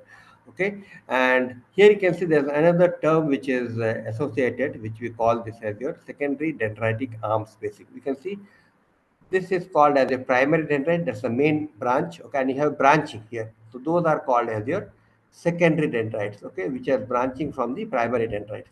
And what is of interest to a metallurgist or a material scientist is the spacing between these arms, spacing between the secondary dendritic arms, because that is something which can be calculated quite easily, and that also has a bearing on the properties of your metals and alloys, especially, of course, any metals and alloys, provided you can quantify them. Okay, so it can be correlated with the several properties in your, especially in your aluminum alloys, since we are talking about aluminum alloys.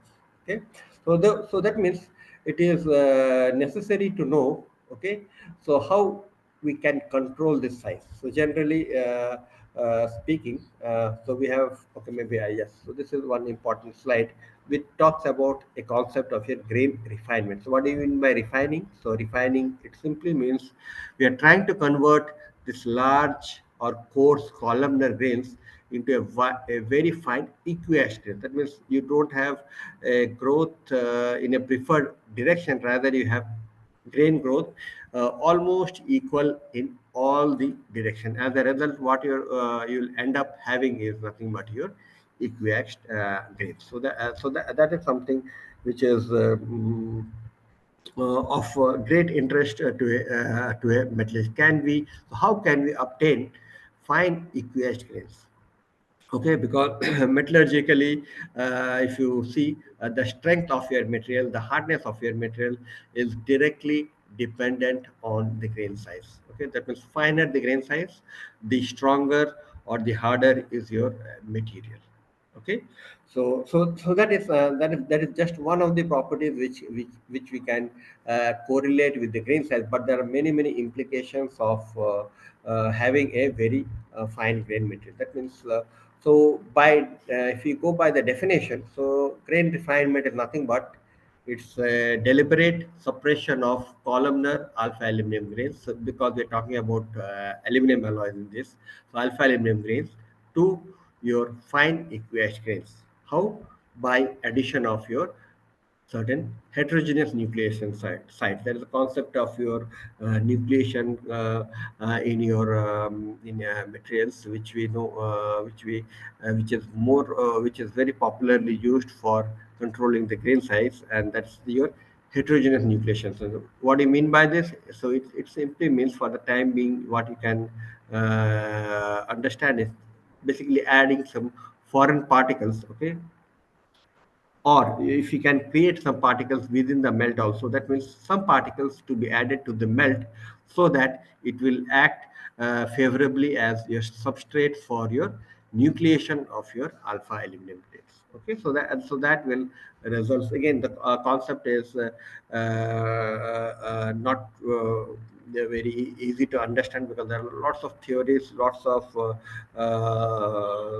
understanding will be required, at least from the phase diagram point of view, partition coefficient point of view, so that you can appreciate what's the grain size. But for the time being, what you can just simply remember is, if I can manage to add certain particles, okay, which will act as favorable nucleation sites for this aluminum, okay, liquid aluminum. So that should be good enough to reduce my grain size, or in other words, to obtain fine equiaxed grain.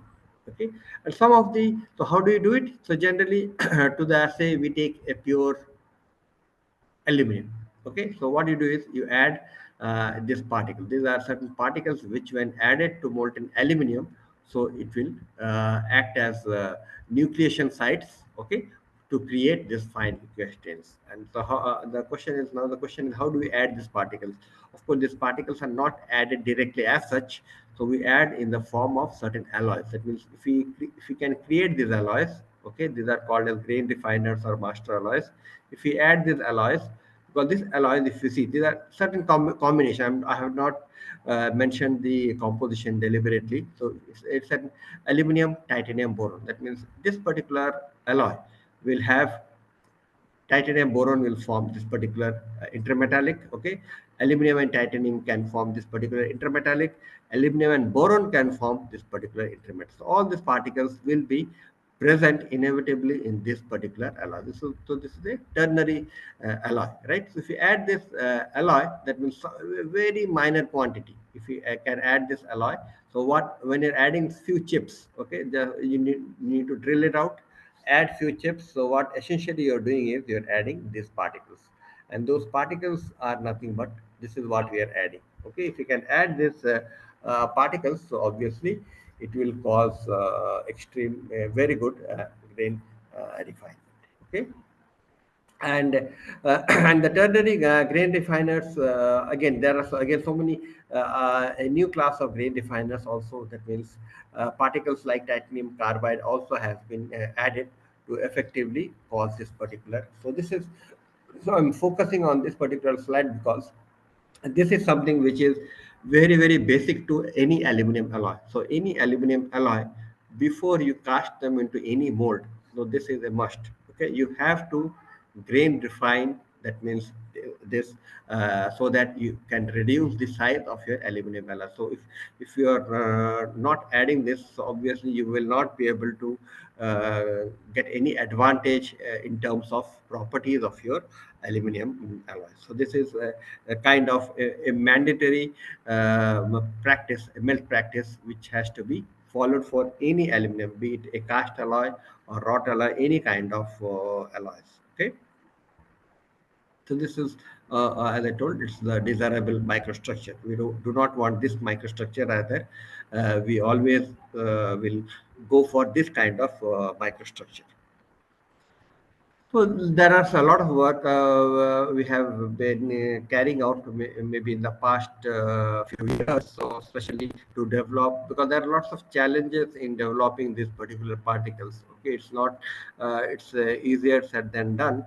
So can we so there are lots of issues like the particles dissolution, particles settling, poisoning of particles by certain elements. So all these particular aspects have to be addressed. That means so that you can really develop an advanced grain refiner which can meet all the criteria for an ideal grain refiner.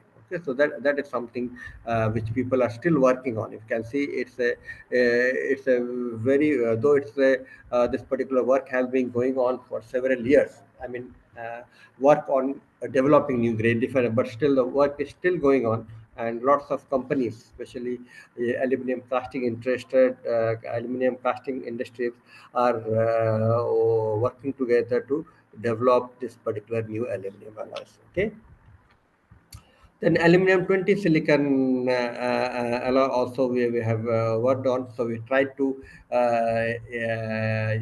use this particular grain refiners, and it has been even effective to refine this polyhedral silicon particles in certain aluminum silicon alloys.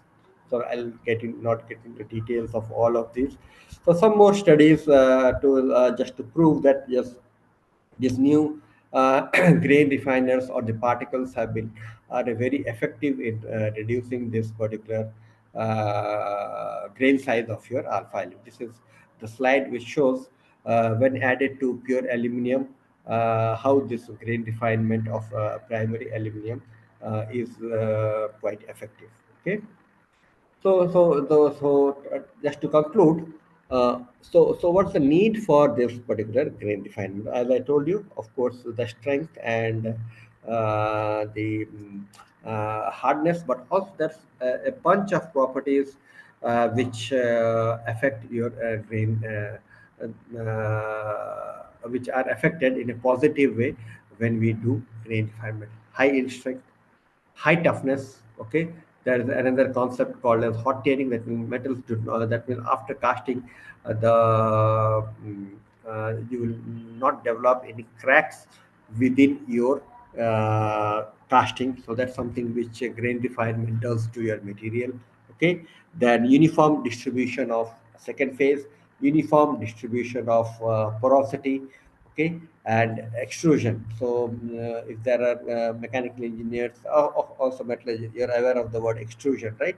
So extrudability also is improved by improving this particular grain refinement, okay, and also good surface finish. So finer the grain, so you there are chances that you will be having a very good surface finish. So these are some of the advantages, okay, which you immediately get out of your grain refinement of this aluminum alloys. So what are the production routes? There are several production routes. Now, if I go on and on, I mean, we have so many production routes which are very standard in your aluminum alloys. You can see this production of this aluminum alloy ingots or billets. So I don't know if you are aware of. Is anybody aware of direct chill casting? Anybody? Is anybody in the audience is aware of this particular technique?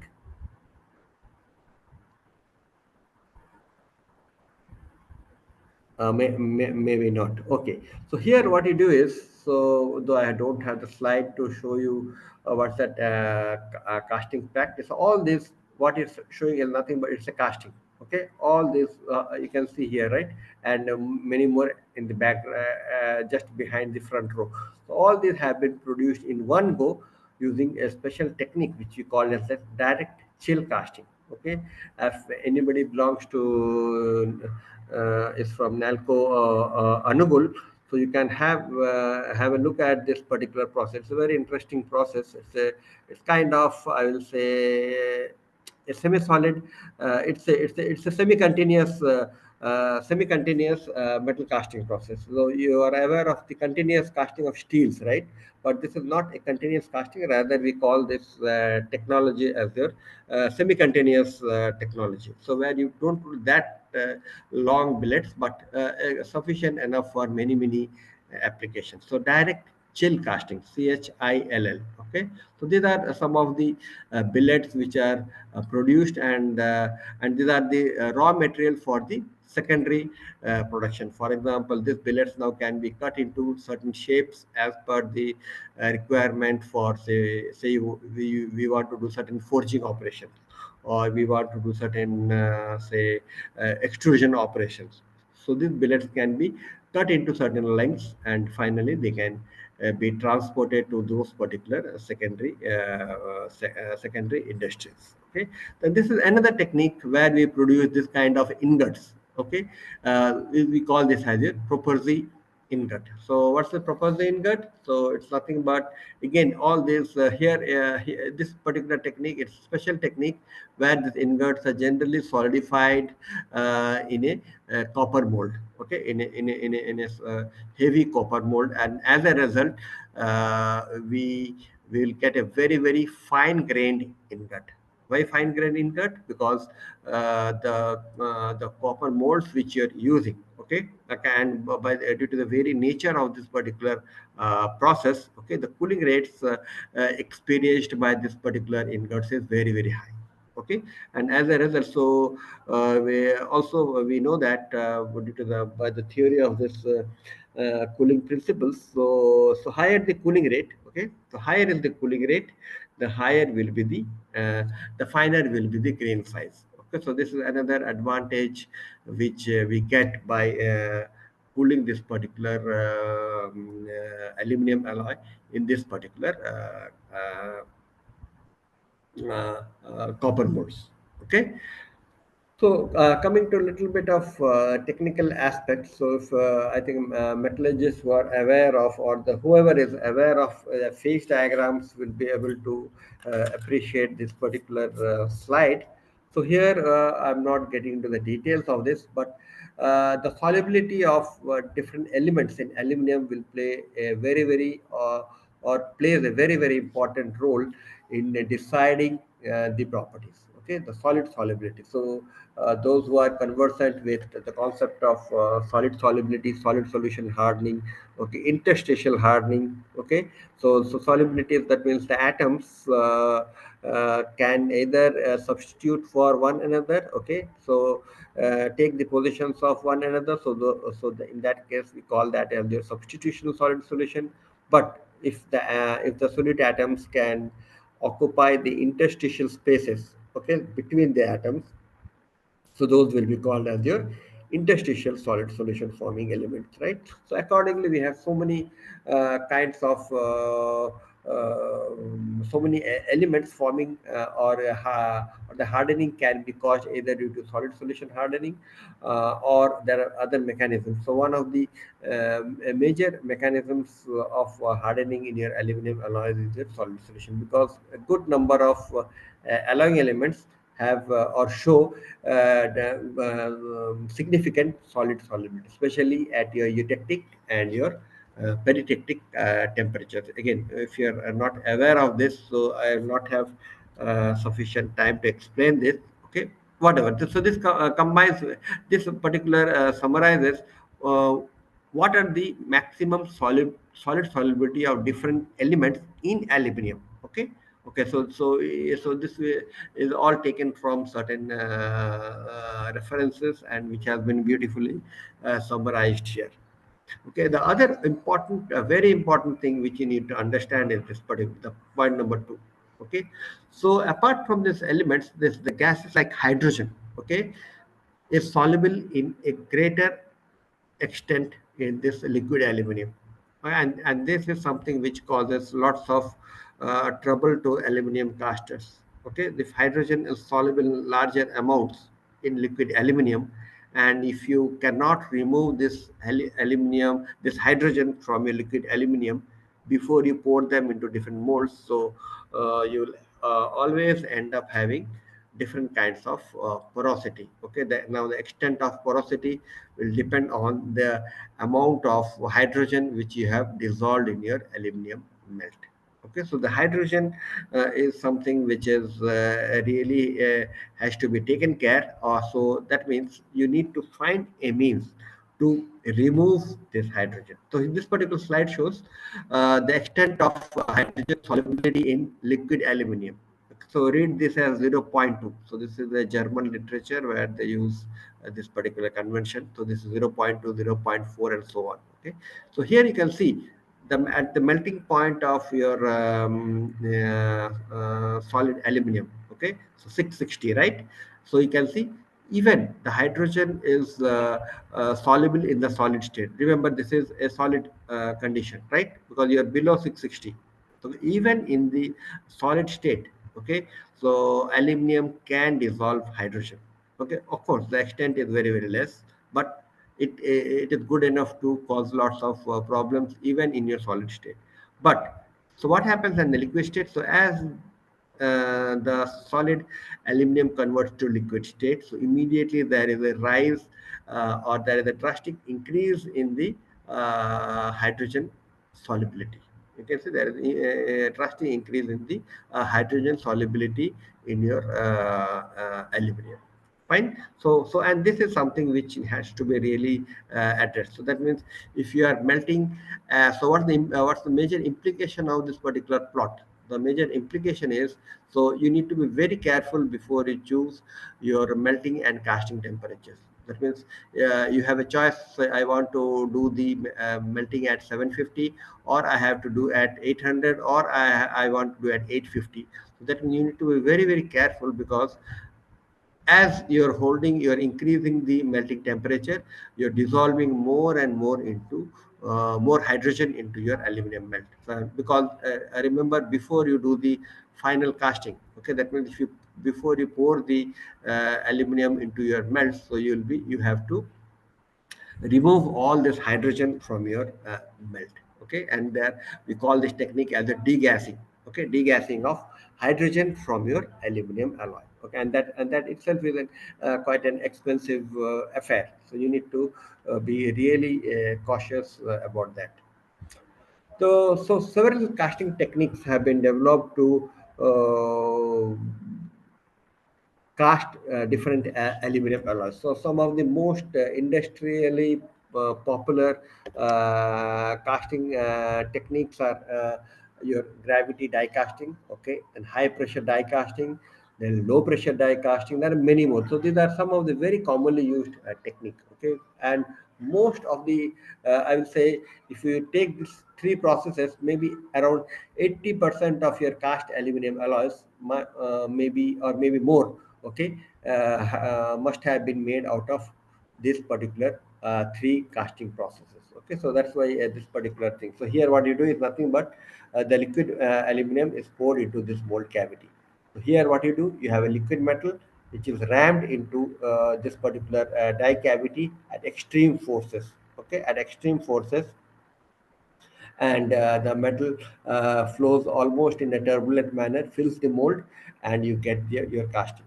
And here this is a low pressure die casting where you can see this hot metal or the molten metal gets into this mold cavity. Okay, so in a in a counter gravity motion, that means here you apply a negative pressure and the metal is sucked into the particular die cavity slowly, and as a result the die filling is quite uniform. You get extremely high quality castings. I mean, casting almost free of defects using this particular process. Of course, it's used for very specialized applications, but nevertheless, especially the alloy wheels, the car wheels you must have seen, right? All those aluminum car wheels, we call it alloy wheels, which which you are more familiar with. So these are all made using the high end ones are all made using this particular technique, the LPDC, low pressure die casting technique. Yeah, this is the wheel which I was talking about. So now, if we categorize the aluminum alloys depending on the alloying elements present, so we have different different alloy systems which are quite popular. Okay, especially that will depend. The most popular ones I have just listed here. So you add silicon to that. Silicon is a must. Okay, that's why you can see aluminum silicon is one of the most popular cast aluminum alloys. Okay, to that you may add magnesium, copper, and or maybe both, depending on the functional what properties you are targeting. So depending on the target properties, you may add different alloying elements in different proportions to get your mechanical properties. So for example, this alloy wheel, it's typically aluminum, silicon, copper, and magnesium. You have this in different ratios. Okay, I'm not getting into the details. So these are some of the alloying elements which are added. There could be a few more trace elements which are not listed here. For example, strontium, phosphorus, all these elements also could be present in this alloying element, but in very smaller amount to give a very special I mean to alter the microstructure. So maybe I will not get into too much of the details of this. So depending on the content of your alloying element, so we generally classify aluminum alloys as cast aluminum alloys or wrought aluminum alloys. So cast meaning the generally casting is the method by which you get the final shape. Of course, you can heat treat them. Okay, but in wrought aluminum alloys are those where you generally they are subjected to your certain plastic deformation. Okay, some sort of plastic deformation, and of course you can always heat treat them, or you may not heat treat them depending on the alloying elements which is present in that particular alloy. So accordingly, we have the cast aluminum alloys and the wrought aluminum alloys. Okay, like we see, like you're familiar with your iron carbon phase diagram, right? The steel is nothing but the wrought alloy. Okay, and the cast iron is nothing but the cast alloy. So likewise, depending on the alloy element present, so we can easily classify them into whether I should be calling that as a wrought or a cast aluminum alloy. Fine. So so this is how you classify the aluminum alloys. I showed this slide already. Okay. So now coming to so this is some of the basics of your aluminum alloys. Now, why do we need this high temperature aluminum alloys? Now, if you see, if you're trying to make all these components, different names you have, cylinder heads. So the temperature could shoot up to as high as 270 on in certain parts, and in certain parts maybe this. Okay, that means these are quite high temperature because remember we're talking about aluminum alloy, so we are not talking about any other alloy. So even a temperature of 200 degrees centigrade will be considered on a higher side for your aluminum alloys. right? So when I tell high temperature aluminum alloy, that means if you can develop an aluminum alloy, if going by the theory of your nickel-based super alloy, okay. So I'm not sure if all of you are aware of a nickel-based super alloy. So nickel-based super alloy is where the strength can be retained. I mean, the 80% of the strength can be retained at very very higher temperatures. Okay, for nickel-based super alloys. So on similar lines, the thought process is that can we develop aluminum alloys which could retain the 80% of its strength, okay, at those high temperatures. So going by that strategy, this aluminum alloys should be able to retain the strength at 425 degrees centigrade, but unfortunately that does not happen. Okay, and that's the target number which people are trying. Can we develop aluminum alloys uh, uh, which may not deform or do not lose its properties even at 400 degrees centigrade? Okay, so that's what is the objective, but that has not happened, and still a lot of lots of work is going on. You can see, if you can just Google and see for yourself. So the number has not been so we are nowhere close to 400 even. Okay, so most of the aluminum alloys, if you see, it started losing its strength even at 300 degree centigrade. Okay, even the best of aluminum alloys, or they have several compositions, so it is not able to retain that strength. Okay, so not only that, so it's also the objective is you need to use a low cost alloying elements. You need to maintain that the cost of this particular uh, aluminum alloy. The alloying elements has to be chosen judiciously, and the other strategy is if you can minimize the heat treatment cycles. Okay, so that will also give you excellent properties. So the design, so the here the design strategy which already I have explained. Okay, like, so the thing is, could we achieve this number? Because going by the theory which is being applied to your nickel-based super alloy. So nickel-based super alloys, if you see, it has a host of carbides and so many other precipitates. Okay, and so which is helpful for retaining its strength even at such high temperatures. Okay, but the thing is, can we develop such a high temperature aluminum alloy with the similar microstructures? So that is the challenge as far as your metallurgy is concerned. And to this effect and towards the strategy, so lots of elements have been added. So people have tried so many permutations and combinations. They have almost all the transition elements have been tried out. Okay, so starting from scandium to zinc, all the transition elements have been tried out with certain success. Of course, they have been able to push the application temperature to certain extent, but again there are certain issues and challenges which have hindered the development, because lots of understanding needs to go before we could go further, right? So this is so one of the some of the technical aspects, if you see. So so we need to have a very large fraction of this particular dispersoids, that or the intermetallics which we call. Okay, and the element whichever you choose, so that should have a very low solid solubility. That's another thing.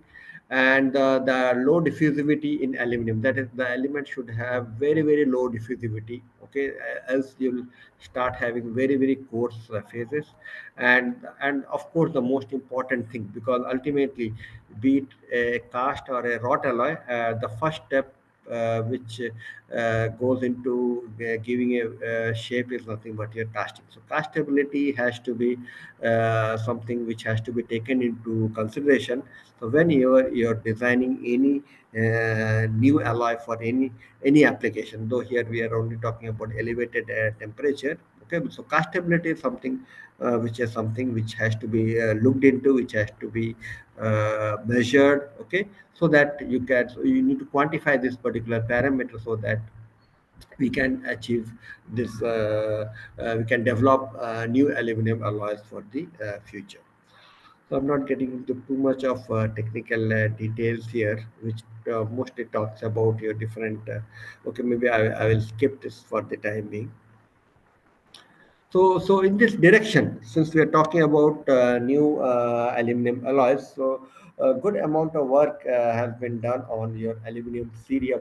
So this is you must be reading as a metallurgist if you're following the news on critical minerals, okay, and the rare earth minerals are something which falls under the critical minerals, right? So cerium is one such critical mineral, and a lot of work is going on. Could we use these elements to further increase its strength and various other interesting properties? So cerium has been added, and if you see last 10 years or so, so lots of work has been carried out or in towards addition of different kinds of rare earth elements in order to develop this high temperature aluminum alloys, okay. So maybe I'll not get into the details, the technical details of all of this.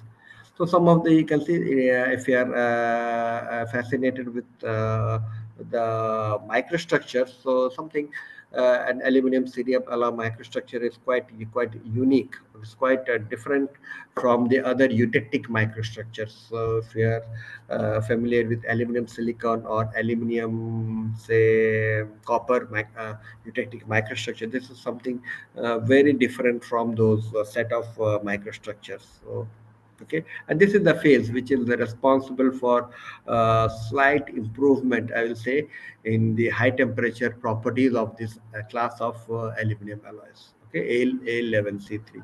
So different alloying elements have been added just to check, just to see how this affects your different eutectic spacing and how these different phase formations are affected by adding these alloying elements.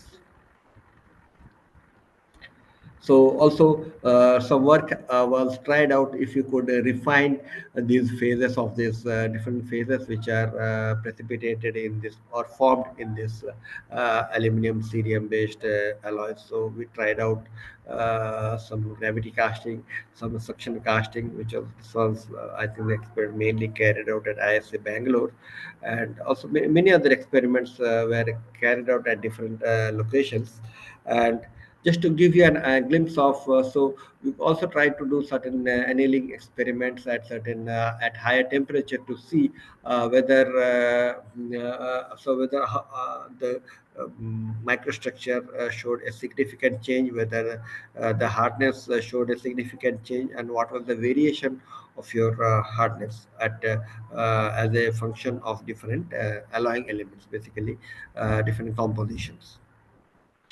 So I'll skip this. So here you can see here also we try to go to temperature as high as 400 degrees centigrade. Of course, the strength, there was a quite significant drop in change in strength of your this particular alloy, so especially at 400 degrees centigrade. But one thing, something which is worth noting is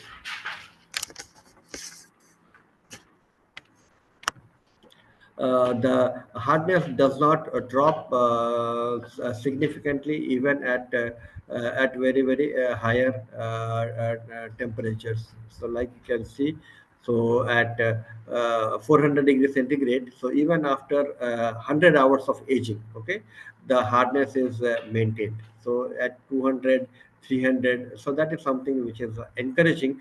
The only point is if you could achieve the this 400 value, which could have been close to the values which are at 200 degrees centigrade, that means having a higher values, okay. This drop, if this drop could be arrested, so that is something which was the challenge.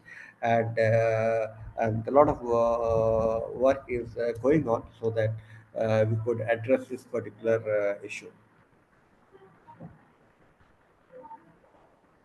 The similar experiment we try to do with your by adding magnesium, but Unfortunately, so we could not get those numbers. But again, it was quite encouraging to see that even after 100 hours of aging, we do not get a drastic drop, okay, except for certain cases. So these are nothing but your thermal stability studies, which is nothing but we hold the sample for very, very long hours at different elevated temperatures and try to obtain different parameters, especially your hardness. And since this, most of these aluminum alloys, ultimately, if you develop a cast aluminum alloy, the first objective is will the alloy be able to cast using high pressure die casting? Okay, because that's something, it's a high volume process, so where you produce components from the size anywhere from few grams to maybe few tens of kilograms. Okay, that is something which is very, very uh, interesting. So that means we produce. So whether the alloy is high pressure die castable, so that is something which we try to investigate using a different composition. So the work was, again, as I told at the beginning of the slide, so it was carried out as a part of a collaborative project under the Spark program. So in summary, so this is, it's really a new class of aluminum alloy, which is quite promising. Okay, but I think some tweaking of compositions, some tweaking of smart, I'll say, heat treatment cycles will have to be developed so that we can really get a high temperature aluminum cerium based alloy. Okay, that is something which we should be, which we are still exploring, and I think we will be able to come up with certain interesting values. So you can see, so in all summary, you can see the microstructure. Suppose you want, in order to develop a really new generation of this high temperature aluminum alloys, so you have to really be smart with using different possible options, like either I should be going for this lanthanoid. Those are nothing but the rare earth elements, which I just now spoke, the cerium, the praseodymium, and different kinds of elements. Then the transition metals also need to be added. You need to add metalloids like your silicon, okay, and solid solution strengthening elements also may have to be added. Okay, and apart from that, some kind of dispersion strengthening phases also maybe have to be added, so that really you achieve the important characteristics of this particular high temperature aluminum alloys. Okay, so I hope so we should be able to achieve these targeted numbers with a really a judicious mix of all these elements, which will result in a really competitive, I will say, a high temperature aluminum alloy. Right. So basically, what we are doing is we are getting into more and more complex microstructures. So I'd like to share some of the smart techniques which are being used. So this is one such technique. So you are all familiar with, if you have metallurgists and mechanical engineers here, so you're all familiar with a sand casting technique, right? But so sand casting technique, but has its own drawbacks. Like, what are the drawbacks? So one of the main drawback of your sand casting is the cooling rates are very, very slow, right? The cooling rates experienced by any sand cast component is very, very slow. Why? The reason is the sand mold itself. So sand mold is an insulator. On top of that, you have those I will say the air pockets which are present with which are inevitably present within that sand mold. So they are again insulators. So this is something which makes the overall casting process slow, right? That means cooling process, rather, I will say, it makes it slow. Okay, so in order to avoid this, what people have done, so they have simply done something smart with the binder. Okay, that means they have developed certain binders which are soluble in water or which can dissolve in water very easily. So now imagine a situation. So you have, this is the sand mold, and this is the I will say the pouring basin from where the liquid metal has been poured, and the metal has already flown into the sand mold. So once that particular skin, okay, the outer surface has solidified, what you do is you need to pass a jet of water. Okay, now jet of water over the sand mold. Now what's happening?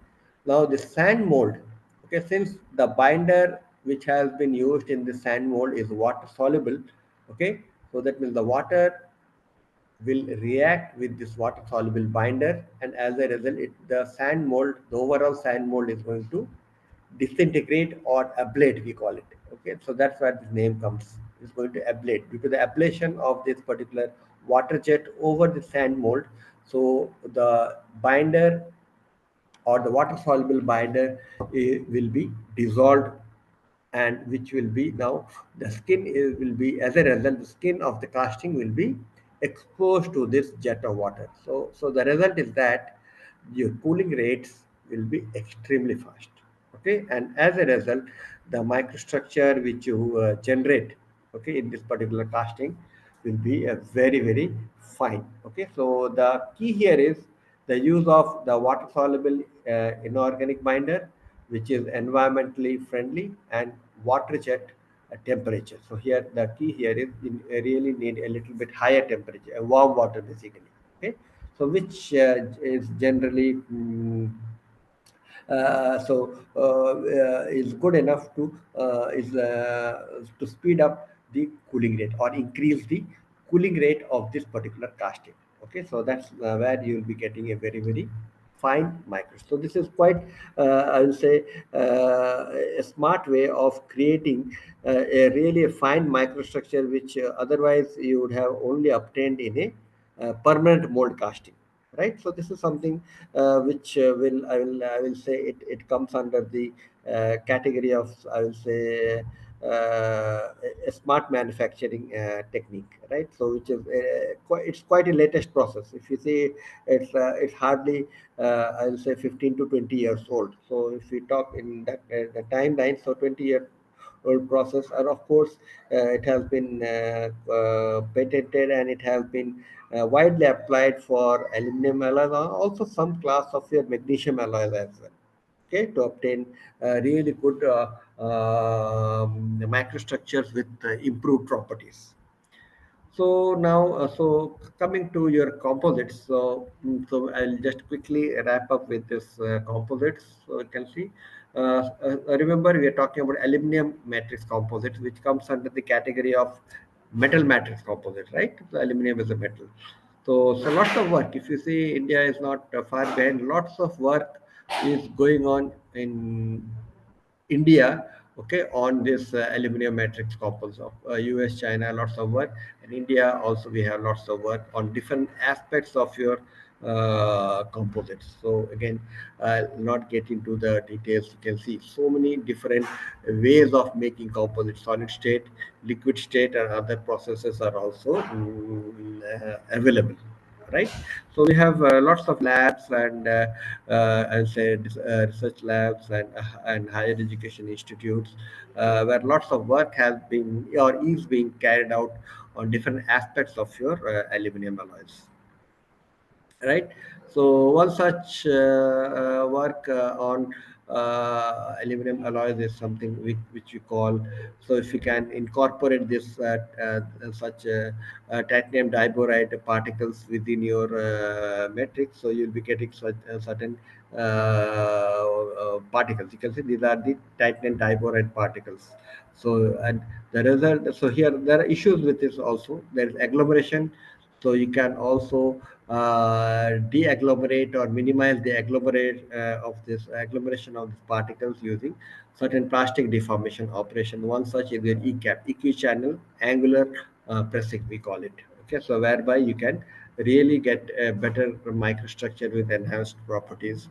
And anyways, I'm not getting into details of all of this. You can see there are certain benefits of adding or preparing composites. You can see here the slide which shows is that here you are getting a very enhanced hardness. Okay, not only that, something to do with your precipitation hardening alloy. So this is a precipitation hardening alloy, so where you are getting an enhanced hardness at a very lower time. Okay, that is some one advantage which we get by making composites. It's not only about the strength, but other heat treatment benefits also you generally derive out of when you make such composites, right?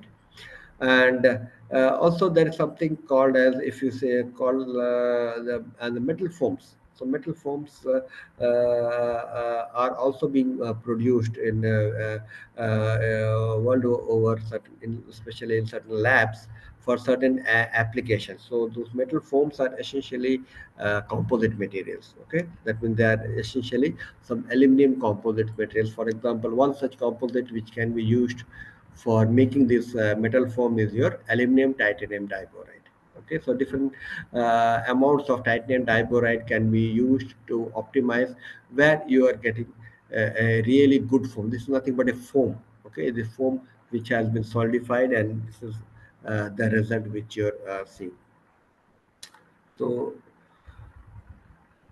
again, the amount also has to be optimized. You may not add, you cannot add a higher amount to neither lower amount. The size also has to be optimized. What should be the size of your reinforcement? So that is something which is key to getting a really or to obtain a really good form. Now coming to a very popular technique, which if you see the last 10 years, you have been flooded with literature which talks about different types of additive manufacturing, right? So I'm not getting into details of this. It's nothing but it's a layer by layer manufacturing process, right? Where you build one layer upon the other. So now it could be, the building could be either using metal powders, or the buildup could also be using a metal wire, right? That's also possible. Accordingly, you have different names: the wire arc additive manufacturing, and there's so many variants of your powder metallurgy based additive manufacturing, right? So the bottom line is you need to have a heat source which will melt either the wire or the or it will, I will say, partially melt or sinter this, fuse this metal powder, so that you generate layer by layer, layer wise component building is possible, right? So that's where your that's why we call this as an additive manufacturing, because the machining loss is minimized. It's very low as compared to your the subtractive manufacturing, which you call it, the machining ones, right? Where we have to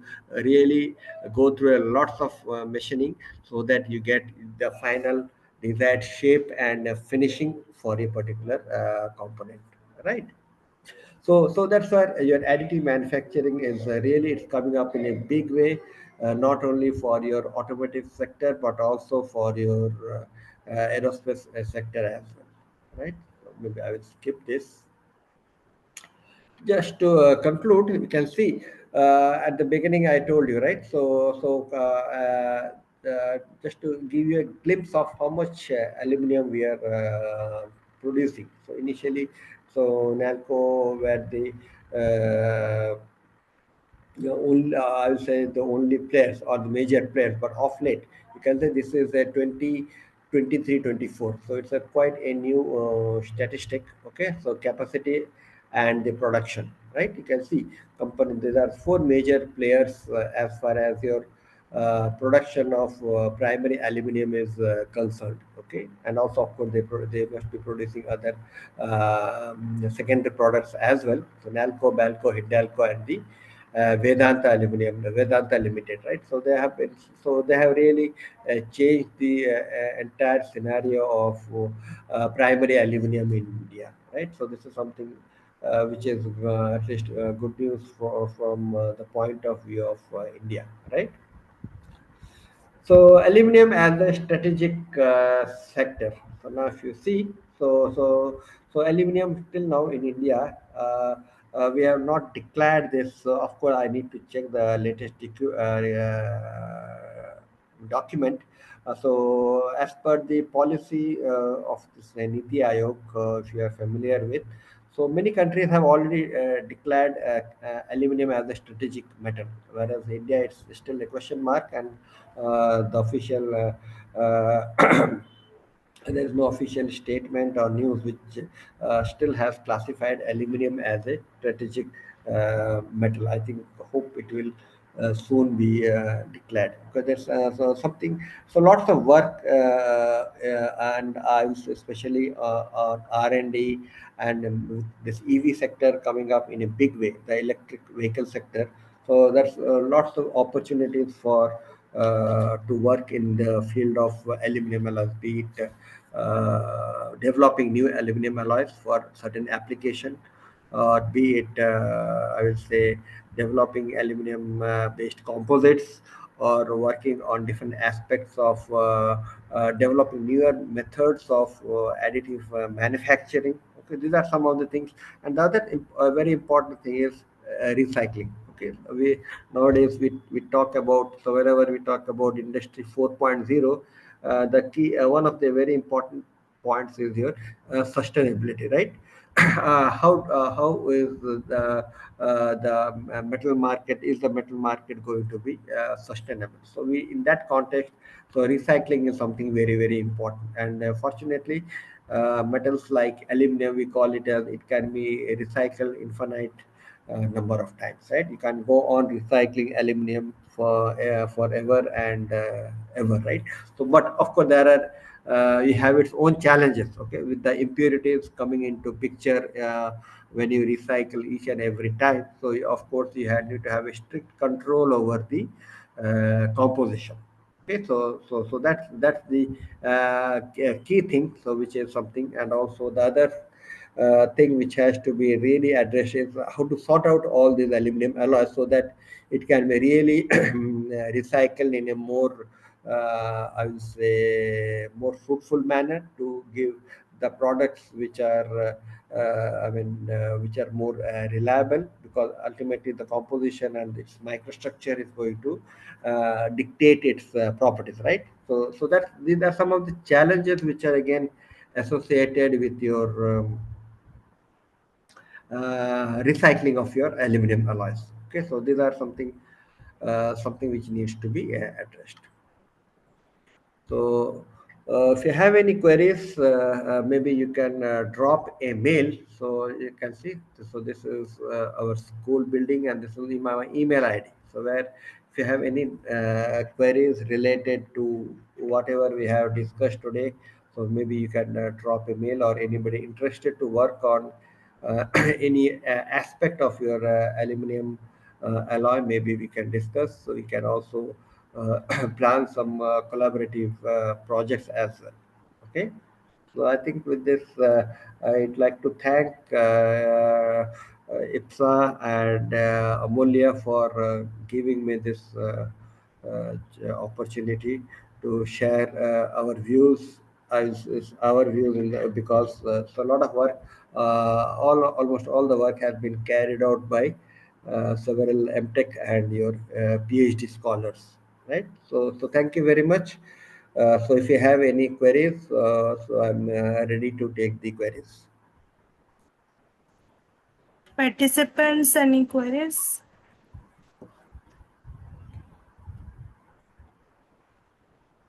Yeah, anybody, any queries? So you can also drop a mail. Okay, so I'm also fine with it. I think it's Thank you, too. sir, for the Yeah. very informative session. It was very systematic session. You have started from the basics of aluminum alloys, how you proceed to the high temperature aluminum alloy, that too new generation high temperature aluminum alloy you have discussed. Then you came to the aluminum alloy based composites, and finally to additive manufacturing of the composites. And also you have discussed the new casting route of ablation casting. That too you have discussed the challenges that we face during the production. for the recycling of the aluminum alloys.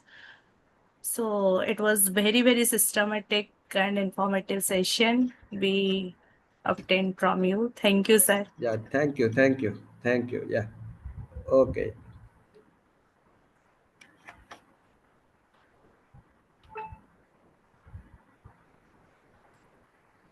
Okay, so tomorrow we will have a session from 5 p.m. Amulya, it will start from 5 p.m. Okay. Yes, So yes. we request everyone to join at 5 p.m. Thank you, sir, once Okay, again. thank you. Yeah, thank you, everybody. Thank you. Thank you, sir. Thank Thank you. you, sir. Thank you. Thank you. Yeah.